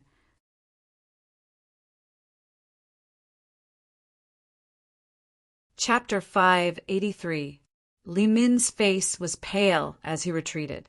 Just a moment ago, he felt that his right arm was swollen. Now, when he tried to lift it, he felt extremely sore. For a long time, he had boasted that he was the strongest and had never met an opponent. But now, the facts had told him that there was always someone stronger than him, and the person who was stronger than him was Yang Qindong. I'll do it. Shen Kuan naturally saw that Li Min had suffered internal injuries. As an ally, he had to do his best. With a loud shout, the long sword in his hand flew towards Yang Qindong like a snake flicking its tongue. When he leaped up, the flying swords in his hands flew out. Then he drew his sword and threw it again. In the blink of an eye, 12 of the 13 swords flew out. The sword net was like a swarm of bees. Yang Qindong first stared at the 12 sword winds seriously. When the sword tips were about to land in front of him, he suddenly thrust the military knife in his hand forward and pointed it straight at the swords. "You're courting death."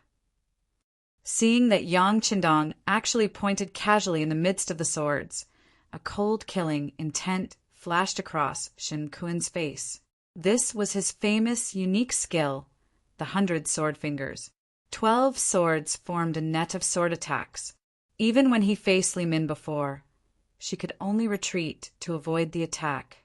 However, when it was Yang Qindong, he did not dodge at all. Wasn't that just courting death? At this moment, Shen Kuen seemed to see Yang Qindong being pierced full of holes by the sword net. At that time, he would return to Bai Ming with the identity of having successfully assassinated Yang Qindong. If he wasn't a hero, then what was he? From then on, his Shen family's reputation would be glorified because of him. At that time, it was not impossible for him to have a wife and a son. With a smile on his face, he seemed to have seen a beautiful future. However, his body suddenly stopped moving forward. He intuitively felt that the tip of the sword seemed to be blocked. He looked at the sword, and what he saw made him turn pale with fright. His whole body trembled. The tip of the sword was perfectly blocked by the tip of the stiletto. It was as if the two weapons were connected together, and no one could see any gap between them. Shen Kuen was really frightened. The other party had not only dodged the attacks of the 12 flying swords with a casual wave of his hand, but he was also able to locate the body of his last sword. He was even able to hit the tip of the sword and successfully block it. What kind of speed did this require? What kind of eyesight? What kind of power? Shen Kuen was still shocked. This was something that even Li Min couldn't do. Suddenly, he felt a sharp pain in his arm. He saw his opponent's stiletto circling around in the air, and his sword seemed to be attracted to it as it circled around as well. After a dozen or so rounds, a huge force came and separated the two weapons. At this moment, Shen Kuen's arm had been twisted like a fried dough twist, not to mention that his clothes were torn. Even the bones in his arm were exposed. The white bones piercing out of his flesh were very obvious. The miserable state of his arm made Shen Kuen involuntarily cry out. He was frightened and in pain. What a ruthless move! Li Min at the side had already adjusted his breathing. The pain in his arm was not as unbearable as before, but when he saw this scene, he couldn't help but feel his whole body go numb. They were humans, not gods. No one would be able to withstand this kind of pain. Not to mention, his right arm was completely crippled. For a swordsman, this was equivalent to having no future. Am I ruthless? Compared to you wanting to take my life, I am already very merciful. Yang Qindong looked at Li Min with a smile, but no matter how one looked at it, there was a murderous aura in that smile. Since Yang Qindong was able to break the 100-finger sword in one move, if he wanted to kill Shen Kuen, it wouldn't be easy, but it definitely wouldn't be too difficult. However, he only crippled one of Shen Kuen's arms. No matter how one looked at it, it was considered merciful. Don't think that you are really powerful and invincible. I don't believe that no matter how powerful you are, you can't be more powerful than explosives. He seemed to know that he was no match for Yang Qindong in terms of strength. At least, it wouldn't be easy for him to kill Shen Kuen. Moreover, the scene of the knife versus the military knife just now had already shown him the true strength of Yang Qindong. Since he couldn't win in terms of strength, he would use his ultimate move. This was also Li Min's trump card. As soon as Li Min's voice fell, he tore open the night-traveling clothes in front of him, revealing his chest that was covered in explosives. The explosives were prepared by Fan Yuhai, and Li Min had agreed to it. What he pursued was to succeed or die trying. If he couldn't kill Yang Qindong, then he would just perish together with him. The explosives on his body might not be as powerful as the ones in the warehouse or the military factory, but if they were ignited, it should be no problem to blow up the command center. Yang Qindong's body trembled. Then he shook his head and said slowly, "In order to kill me, you really put in a lot of effort." How is it? Do you know fear now? After revealing his trump card, Li Min's face became ferocious, and at this moment he also became crazy, as if he was already a winner. Not bad, it looks very powerful, but in this way aren't you going to die? Your adoptive father won't be able to restore his country. Is this also your goal? Okay, you don't have to persuade me. Let me tell you, no matter what you say, this time I will definitely die. As for the restoration of the country, as long as you die, General Fan will definitely find a way to save my godfather. Then who can stop them? At this time, Li Min was completely a lunatic. She laughed wildly, not showing the slightest bit of fear because she was about to die. After listening to Li Min's words, Yang Qindong nodded thoughtfully. Sure enough, your backer is Fan Yuhai. Not bad. No matter what, I know who wants to kill me. Since that's the case, then come. Let's see if you can really blow me up. Shen Kuan was sent by Ming, so it was needless to say who his backer was. As for Li Min, was this his own action, or was there someone supporting him behind the scenes? Now that he had brought up the name of General Fan, the problem was naturally clear. Since the details of both of them were clear, it was time to end the battle. Although this kind of close combat for Yang Qindong could better use his qi and improve his combat power. But since he had a large warehouse in his hand, why would he stupidly use a cold weapon to fight? This was exactly what a wise person would do, playing up one's shortcomings and avoiding one's strengths. Facing Li Min, who was tied with explosives, Yang Qindong's expression was calm, and if one looked carefully, there was even a trace of disdain. After Li Min saw this, it made him even angrier. Although he was an orphan, no matter what he did since he was young, he always strived to be the best. No matter what he did, he could always gain the respect of others. But now he was being looked down upon. What? Do you really think I don't dare to detonate the explosives and die with you? Provoked, Li Min laughed maniacally, and then his eyes revealed a crazed look. He pulled the fuse on his body with his arm. Sizzle. Green smoke rose, indicating that the gunpowder had been ignited and was about to explode. Ha ha ha, bold and loyal, so what? You're going to die here, just like a nobody like me.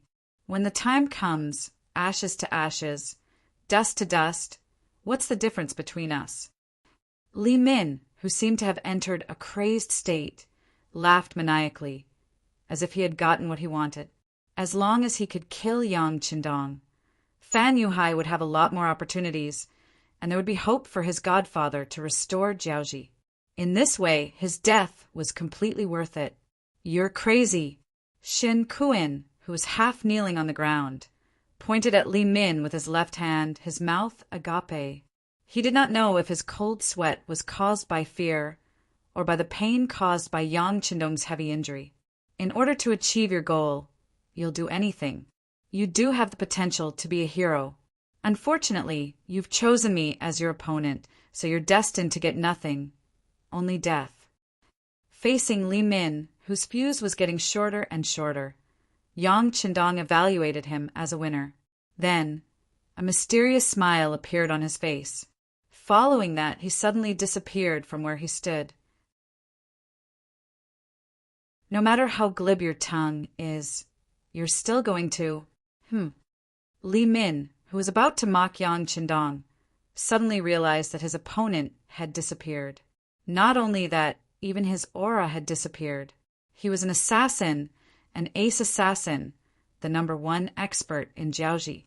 He was confident that Yang Qindong did not use any tricks to hide, just like how Japanese ninjas would use the principle of light refraction to suddenly disappear. But no matter what, that kind of disappearance was only the disappearance of the body, but if one were to sense it carefully, the aura was still there. Moreover, a true expert could kill by tracking the aura. However, Yang Qindong did not even leave behind a trace of his aura.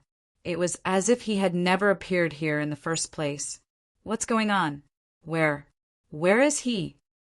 Seeing that the fuse was about to be lit, and the target had disappeared, Li Min felt so depressed that he was about to vomit blood. He He's not a human, he's a demon, a demon. Shin Kuin, who was kneeling on the ground, was also searching for Yang Qindong's aura, but he did not find anything. At this moment, he could not help but shout, as if his spirit had been completely destroyed, and he looked like a crazy demon. Boom! Time did not give the two of them a chance to speak again. The explosives were finally ignited, and then it caused a huge explosion. Although the composition of the explosives was not at its strongest state, it was not a problem to flatten the surrounding 5 to 6 meters. Thus, more than half of the command center was destroyed by the impact of the explosives. At the same time, the two high-level assassins, Li Min and Shin Kuin, were also destroyed.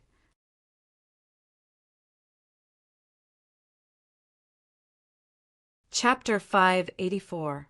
Young Master. Tiger's Mane and Beta Persei, who were fighting with the killers outside the headquarters, looked back in shock. Looking at the headquarters that had been mostly destroyed and the loud rumbling in their ears, their eyes turned from black to white and then to red. They had really gone crazy. The young master was like a god in their eyes. The young master was the guiding light of their life, and the young master was their soul.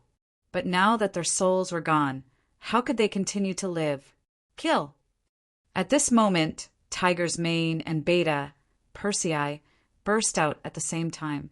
Facing 4 extremely powerful killers, they all showed their most violent side, and their strength had more than doubled in a short period of time.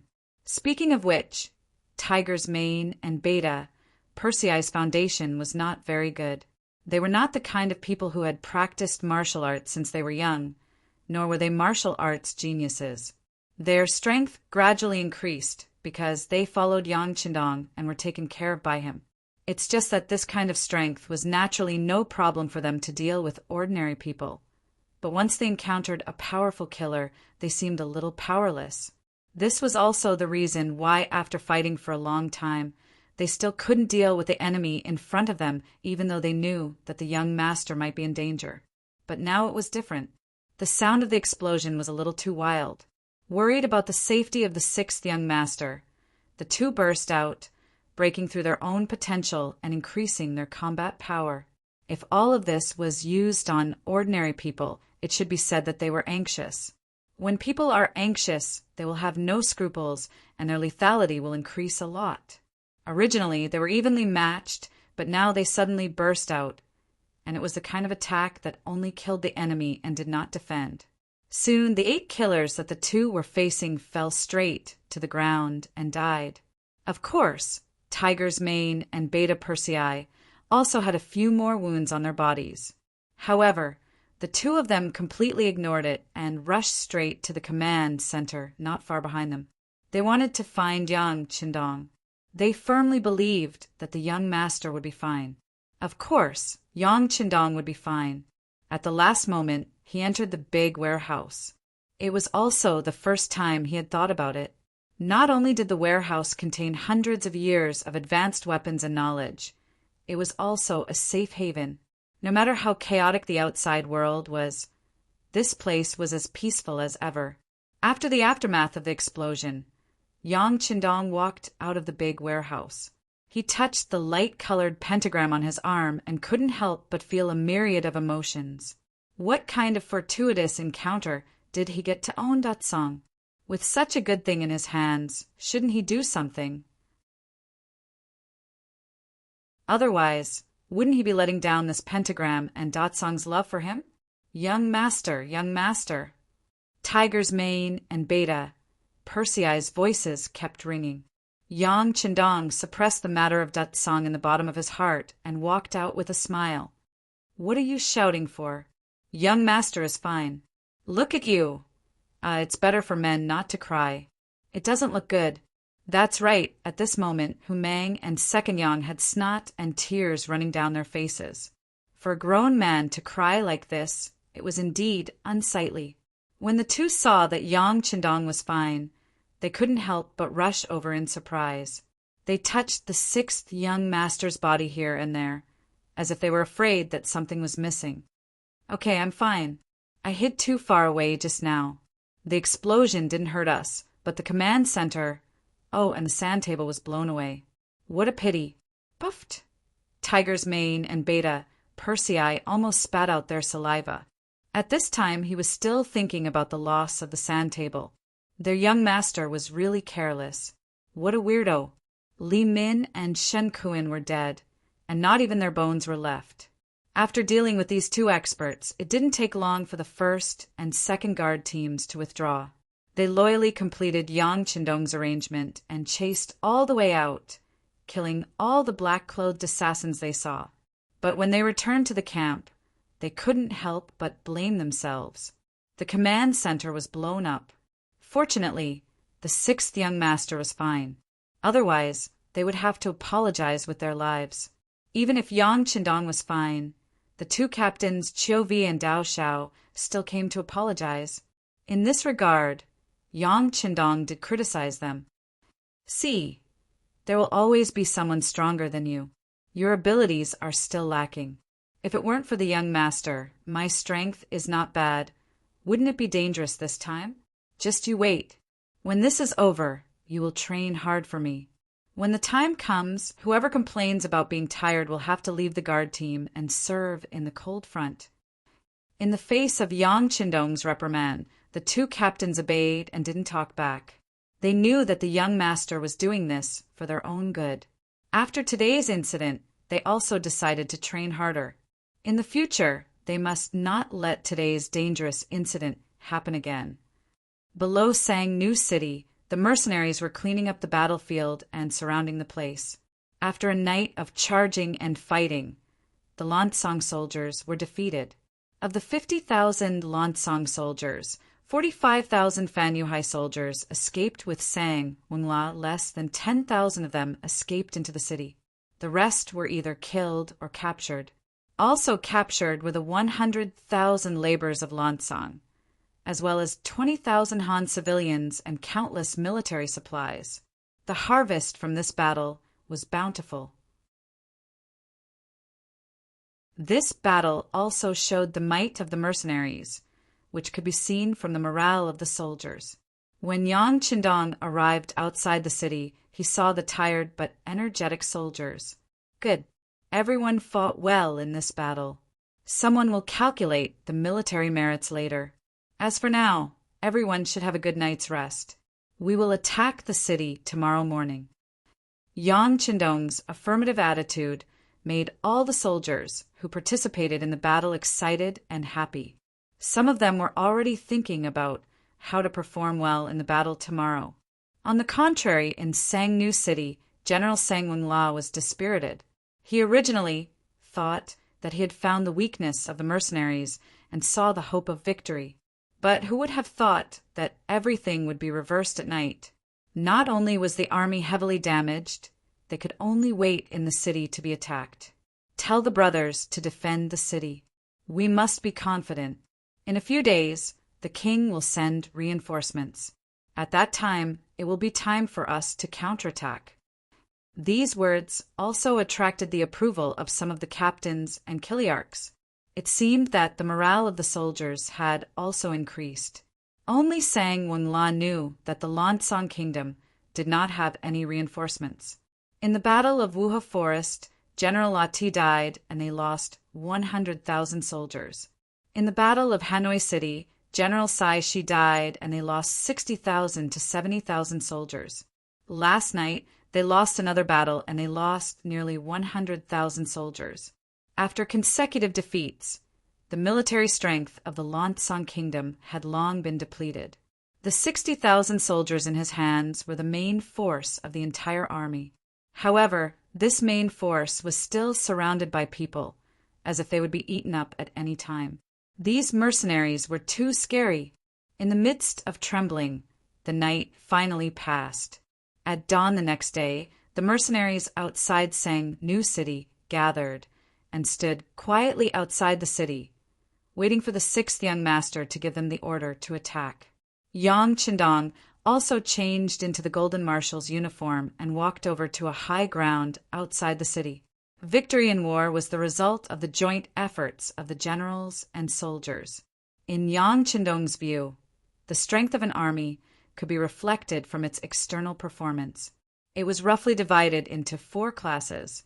The 4th class was a motley crew.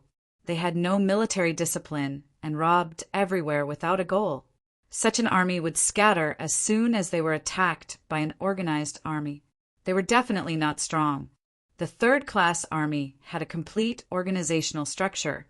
Their military formation was neat and uniform, but their fighting spirit was not high. Although they were stronger than the 4th class army, as long as they encountered an enemy with more fighting strength, they would definitely be defeated. They could not be considered strong in this aspect. 2nd class armies not only had a unified command system, but they were also well equipped. Their morale was also high. During the march, they would often shout slogans like, "Kill the enemy and serve the country." The soldiers were extremely brave. This class of army had momentum. They were not afraid of any enemy and could be called a powerful army. However, it was a pity that they were not the strongest. Compared to the strongest army, they still lacked a certain quality. This quality was silence. The strongest army was a silent army.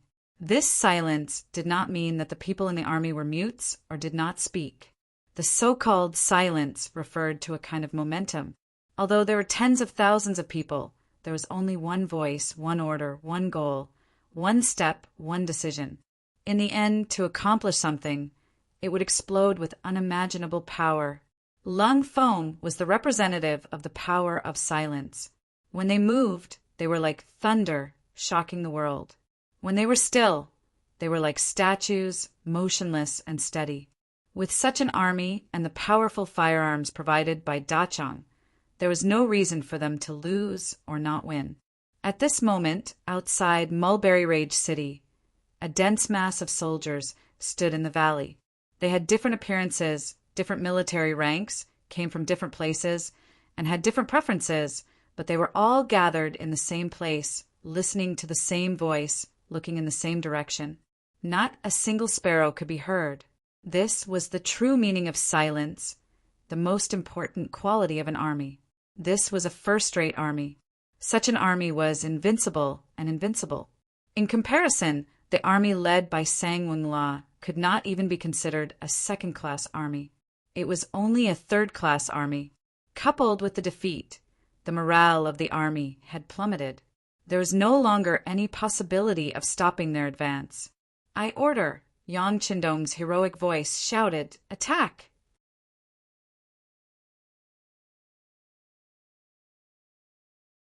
Chapter 585. Boom, boom, boom! As soon as he finished speaking, the 100mm mortars roared angrily. The shells flew out from the barrels and drew a beautiful arc in the sky as they blasted towards Sangnu City. At the same time, 5 rocket launchers whizzed towards the East City Gate.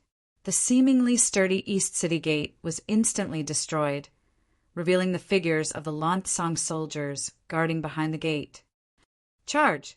The 2 regiments of the Cold Vanguard, the 20 battalions of the auxiliary troops, and the 30,000 Vietnamese mercenaries roared out in unison. Under the earth-shattering artillery barrage, countless brave soldiers charged forward, their momentum shaking the heavens, and no one could stop them. With a plop, he fell onto the city tower. Sang Weng-la's eyes were filled with despair. "It's over, it's all over." Even the general had lost his confidence in victory. The soldiers below were even more intimidated by this momentum. The only thing they could do was to run around like headless flies and throw the weapons in their hands to the ground and surrender.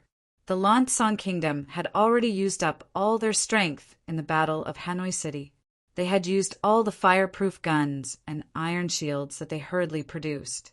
Although they had caused quite a bit of damage to the mercenaries, they had still lost in the end. It was also from that moment onwards that this kingdom was destined to walk down the path of defeat. The East City Gate was breached and countless mercenaries rushed into the city. What made them depressed was that they could not even put up a decent resistance. The city had changed hands and they had won. In the end, the enemy's general, Sang Weng-la, who was surrounded on the East City Tower, had no choice but to surrender with his subordinates. At this time, who would dare to resist the mercenaries? Sixth young master.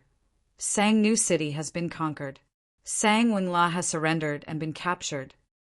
In the afternoon, the two regimental commanders of Lung Fong came to Yang Qindong to report the results of the battle.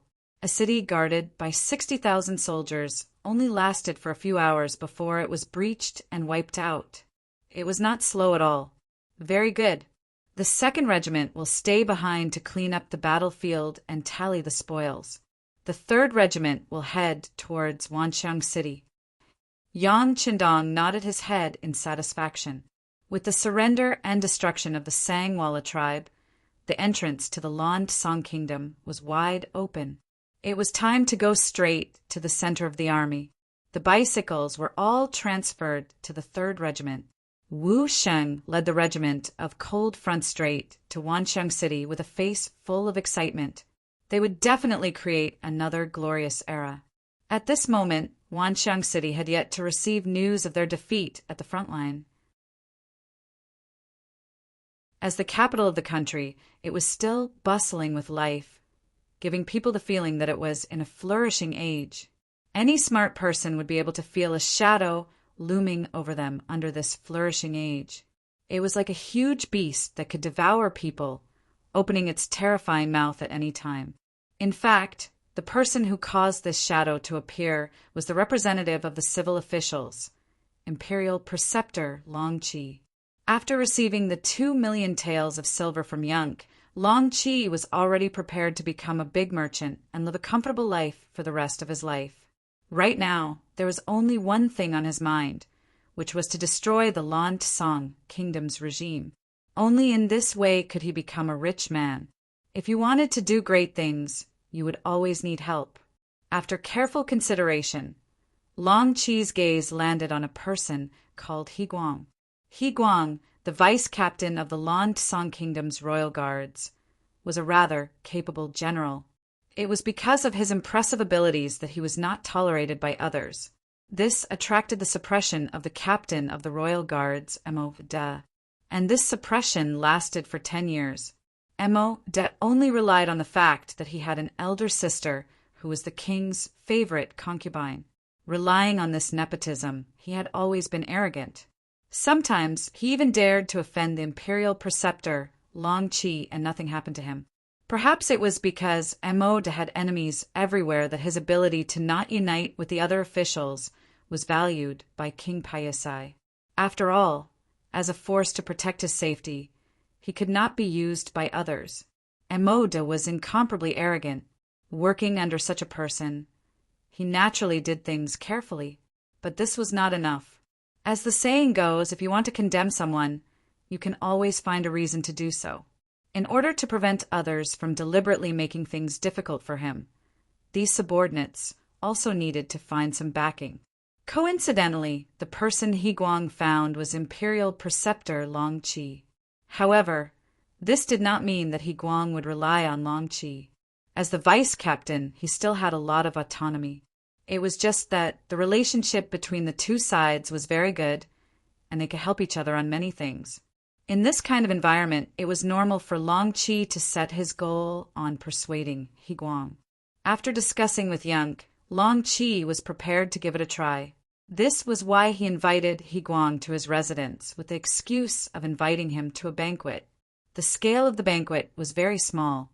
When the tall and valiant He Guang entered the banquet hall, he only saw Imperial Preceptor Long Qi and a stranger. There was not even a servant to serve them. "Ha ha ha, Captain, he is here. Please take a seat. We're just waiting for you." After seeing He Guang appear, Long Qi laughed loudly and stood up, inviting him to sit down. Skylark, on the other hand, remained seated without the slightest intention of getting up. This attracted He Guang's attention and made him ponder deeply. This person was so unfamiliar. What kind of identity did he have to be so arrogant? It seemed like he did not even give face to the imperial preceptor. Looking at Long Qi, he did not seem angry at all. This was a little strange. He Guang had been the vice captain of the king's guards for so many years, and he was used to enduring. Therefore, when he looked at Yunk sitting there, he only nodded politely as a greeting. Then he sat down on the prepared chair. After the three of them sat down, Long Qi smiled at He Guang. "General, the war at the front is going well. What are your thoughts on the battle at Sangnu City?" The hottest topic among the upper echelons of the Lan Song Kingdom was the war at the front. Even the commoners on the streets could talk about it. As the vice captain of the royal guards, how could He Guang not know? Therefore, after thinking for a while, he said, "There is General Sang Weng La at the front, and there is also the help of Jiaoji's famous General Fan Yuhai. With His Majesty's full support, victory is just around the corner." He Guang said these words very smoothly, as if he had said these words countless times. Hearing this, Long Qi just smiled. Suddenly, his face became very serious as he asked, "Is this really what the general is thinking?" He Guang did not know why Long Qi would ask such a question. Puzzled, he asked, "But what does the imperial preceptor mean?" "Nothing much. I just want to hear the general's thoughts. Speaking of which, there are no outsiders here. Why don't the general be more sincere and say what you want to say?" Long Qi said, like a big bad wolf leading a little rabbit to his bowl. "No outsiders, my ass. Not to mention others. Just the person sitting at the side. He did not even know his name. How could he not be considered an outsider? Of course. These were all thoughts in He Guang's heart. He could not say it out loud. Therefore he laughed and said, "But what does the imperial preceptor think about this?" Long Qi seemed to have known that He Guang would ask this question. He said with a serious face, "Our army will lose." "Oh, what?" He Guang originally thought that the other party would say some high-sounding words like he did, but he did not expect such an answer. This was completely out of his expectations, and it also made He Guang stunned on the spot. His mouth was wide open, and it seemed like it was more than enough to stuff an egg into it. "What, General, did you not hear me clearly? The imperial preceptor said that our army will lose. It won't be long before the news of our defeat reaches the capital. I'm afraid that at that time, the Lansong Kingdom will not be safe." Long Qi had a compassionate look on his face, as though he was an eminent monk who had attained the Tao. "How is this possible?" He Guang was really shocked. Although he was the vice captain of the king's captain and knew the combat power of his own soldiers, they had the advantage in numbers. In addition, they had prepared for a long time. How could they lose so easily? Even if they lost 1 or 2 battles, it would not easily affect the safety of the capital. Also, Long Qi was the imperial preceptor. How could he say something like this that boosted the morale of others and destroyed his own prestige? He Guang could not understand this. Knowing that He Guang wouldn't believe him, Long Qi smiled again. Then he pointed to Yunk, who was sitting there and drinking tea, and said, "Come, General let me introduce you. This is Special Envoy Yin, sent by the great Ming dynasty's Duke of Loyalty and Courage." Great Ming Duke of Loyalty and Courage? Mercenary? As if he thought that he did not hear clearly, He Guang looked at Yunk and asked with a face full of doubt. At the same time, his expression was constantly changing. "Yes, this special envoy greets General He." Yun Kei finally opened his mouth to speak. He spoke the standard language of the great Ming dynasty, but it sounded like a thunderclap in He Guang's mind. What was going on? He actually saw the enemy's special envoy in the imperial preceptor's residence. This person did not go to the palace but appeared here. Could it be that he secretly came to contact the imperial preceptor? What did the imperial preceptor want to do? Betray the country? Thinking of this, He Guang suddenly stood up from the chair and pulled out the sword on his body. "Imperial preceptor, this person appeared here without His Majesty's permission. He must be an enemy spy. Please allow me to take him down." Take him down? Take him to who? Whether it was Long Qi or Skylark, They didn't seem to care about He Guang's intense reaction. It was as if they didn't see the angry atmosphere and just sat there calmly. Of course, it's to His Majesty, He Guang naturally replied. What happens after you hand it to His Majesty? Are you going to hand me over to His Majesty for punishment? As he spoke, Long Qi's face became gloomy. In the end, he was the imperial preceptor of a country. Once he was angry, he would be imposing without being angry. At this moment, He Guang was also intimidated by this imposing manner. Then he suddenly remembered that this was the imperial preceptor's residence. Since Special Envoy Yin could sit there calmly and unhurriedly, it was clear that he had obtained the imperial preceptor's approval. Then, why would he capture someone here? This time, He Guang came alone and did not bring a single subordinate. If the other party turned hostile, would he be able to walk out of the imperial preceptor's residence?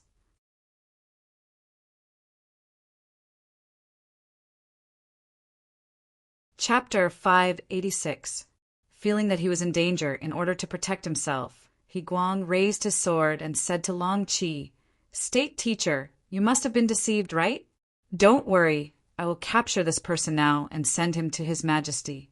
When the time comes, I will explain the situation to His Majesty and guarantee that State Teacher will be fine." At this time, He Guang actually wanted to provoke. When Yunk and Long Qi saw this, they couldn't help but laugh. After a burst of laughter, Long Qi said, "You came to plead for mercy for State Teacher. Haha, do you really have that much face? Don't you know that you can't even protect yourself?" "State Teacher, what do you mean?" He Guang's face was puzzled.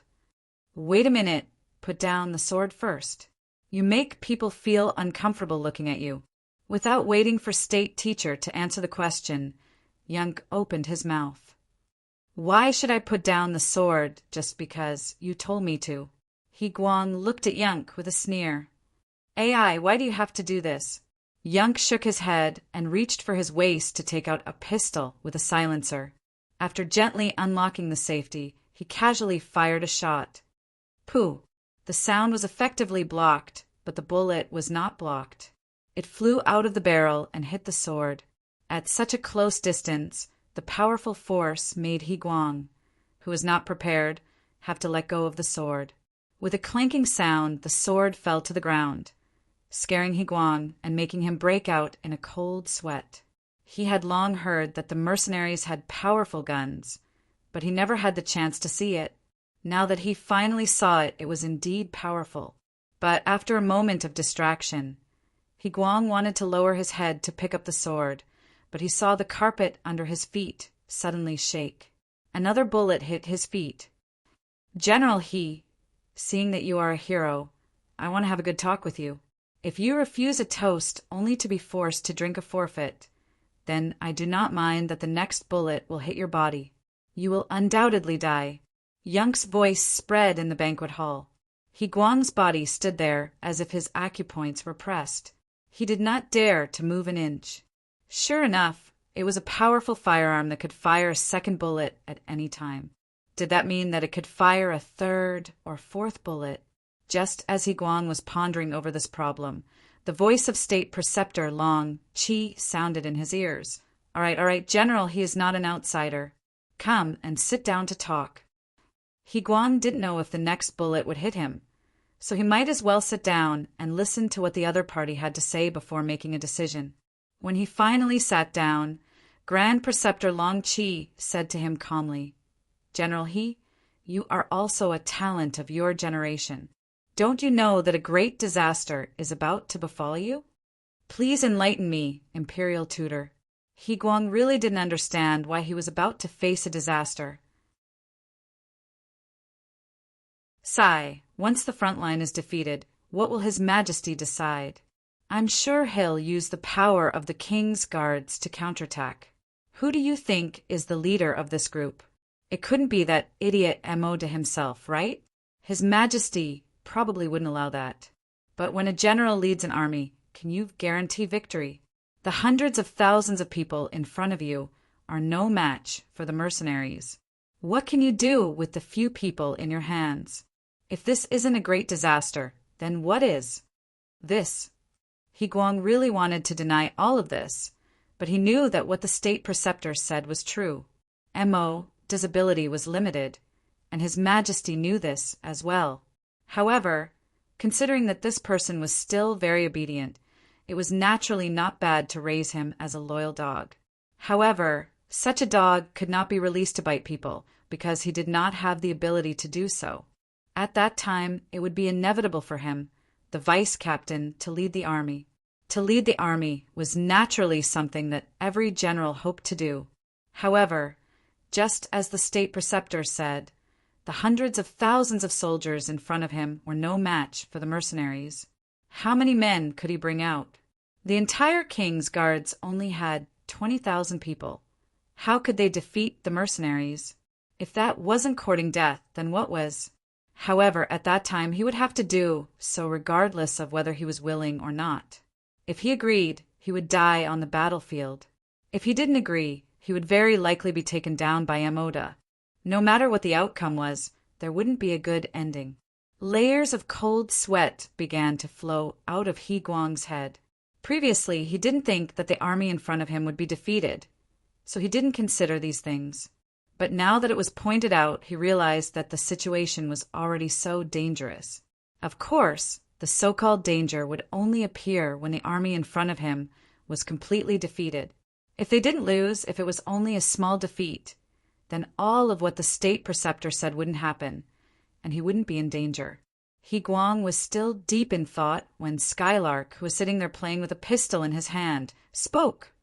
General He, after the state preceptor's recommendation, we found that you are indeed a character. Therefore, the Duke of Loyalty said that if you are willing to surrender, he will use you heavily. You know General Hong Jin of Yunnan Province, which is the original Jiaoji country, right? In the past, he was just a deputy general with a low status. However, he was chosen by the Duke of Loyalty and has become the current general of Yunnan Province, leading 30,000 soldiers.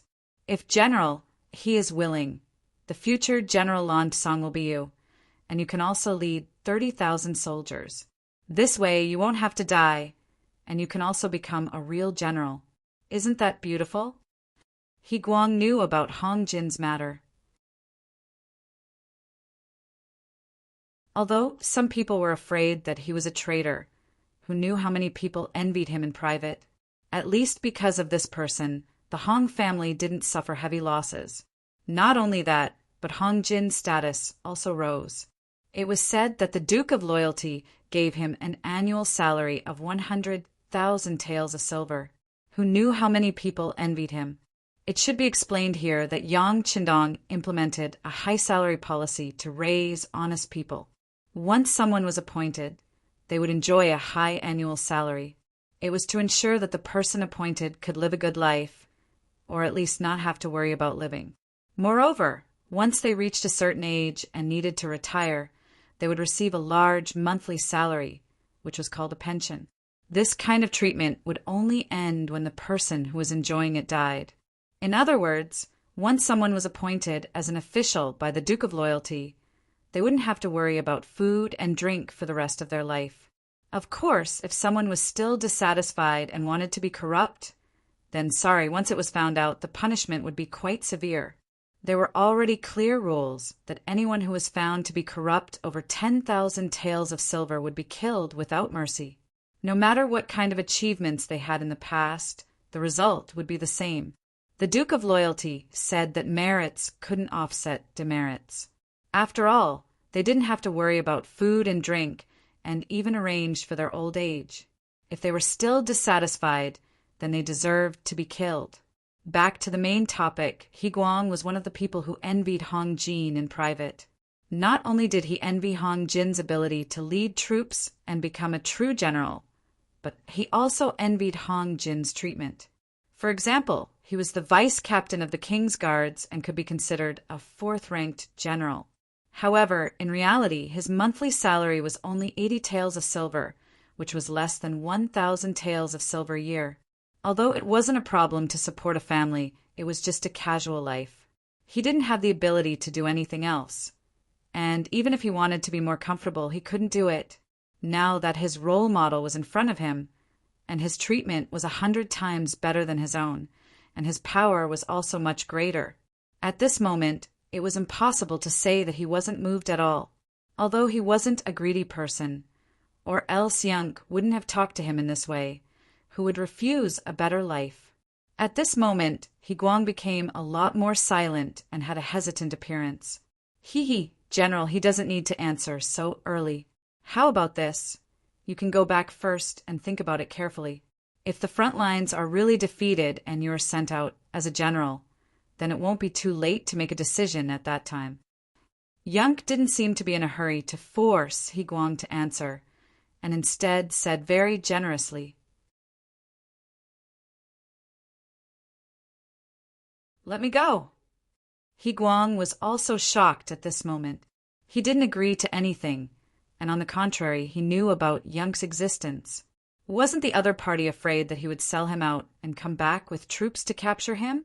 As if he saw through Higuang's thoughts, Young laughed and said, "General, he is a smart person. How can you do something stupid? Besides, even if you really hand me over to your king, what benefits will you get?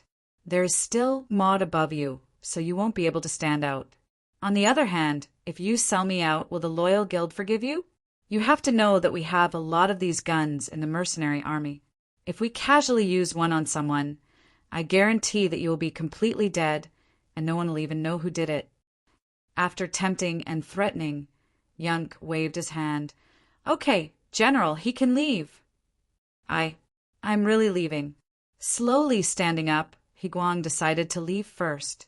There were some things that he needed to think about carefully. Standing up, Higuang prepared to leave with large strides, but Young's voice suddenly sounded behind him. "Wait. Sure enough, he still isn't going to let me go?" Higuang sighed and slowly turned around. "Take your sword with you. Also, don't look like you have lost your soul. Anyone who sees you will have doubts." Young pointed at the sword on the ground and said very casually, "Oh." Higuang's heart that had been raised up finally calmed down.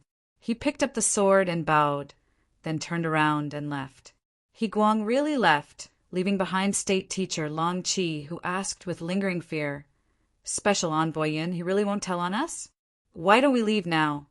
He's State Teacher, don't worry. As long as he isn't stupid, he won't tell on us.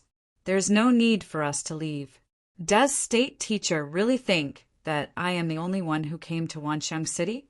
Young laughed very confidently. You're tuning in to the Thunder Spear YouTube channel.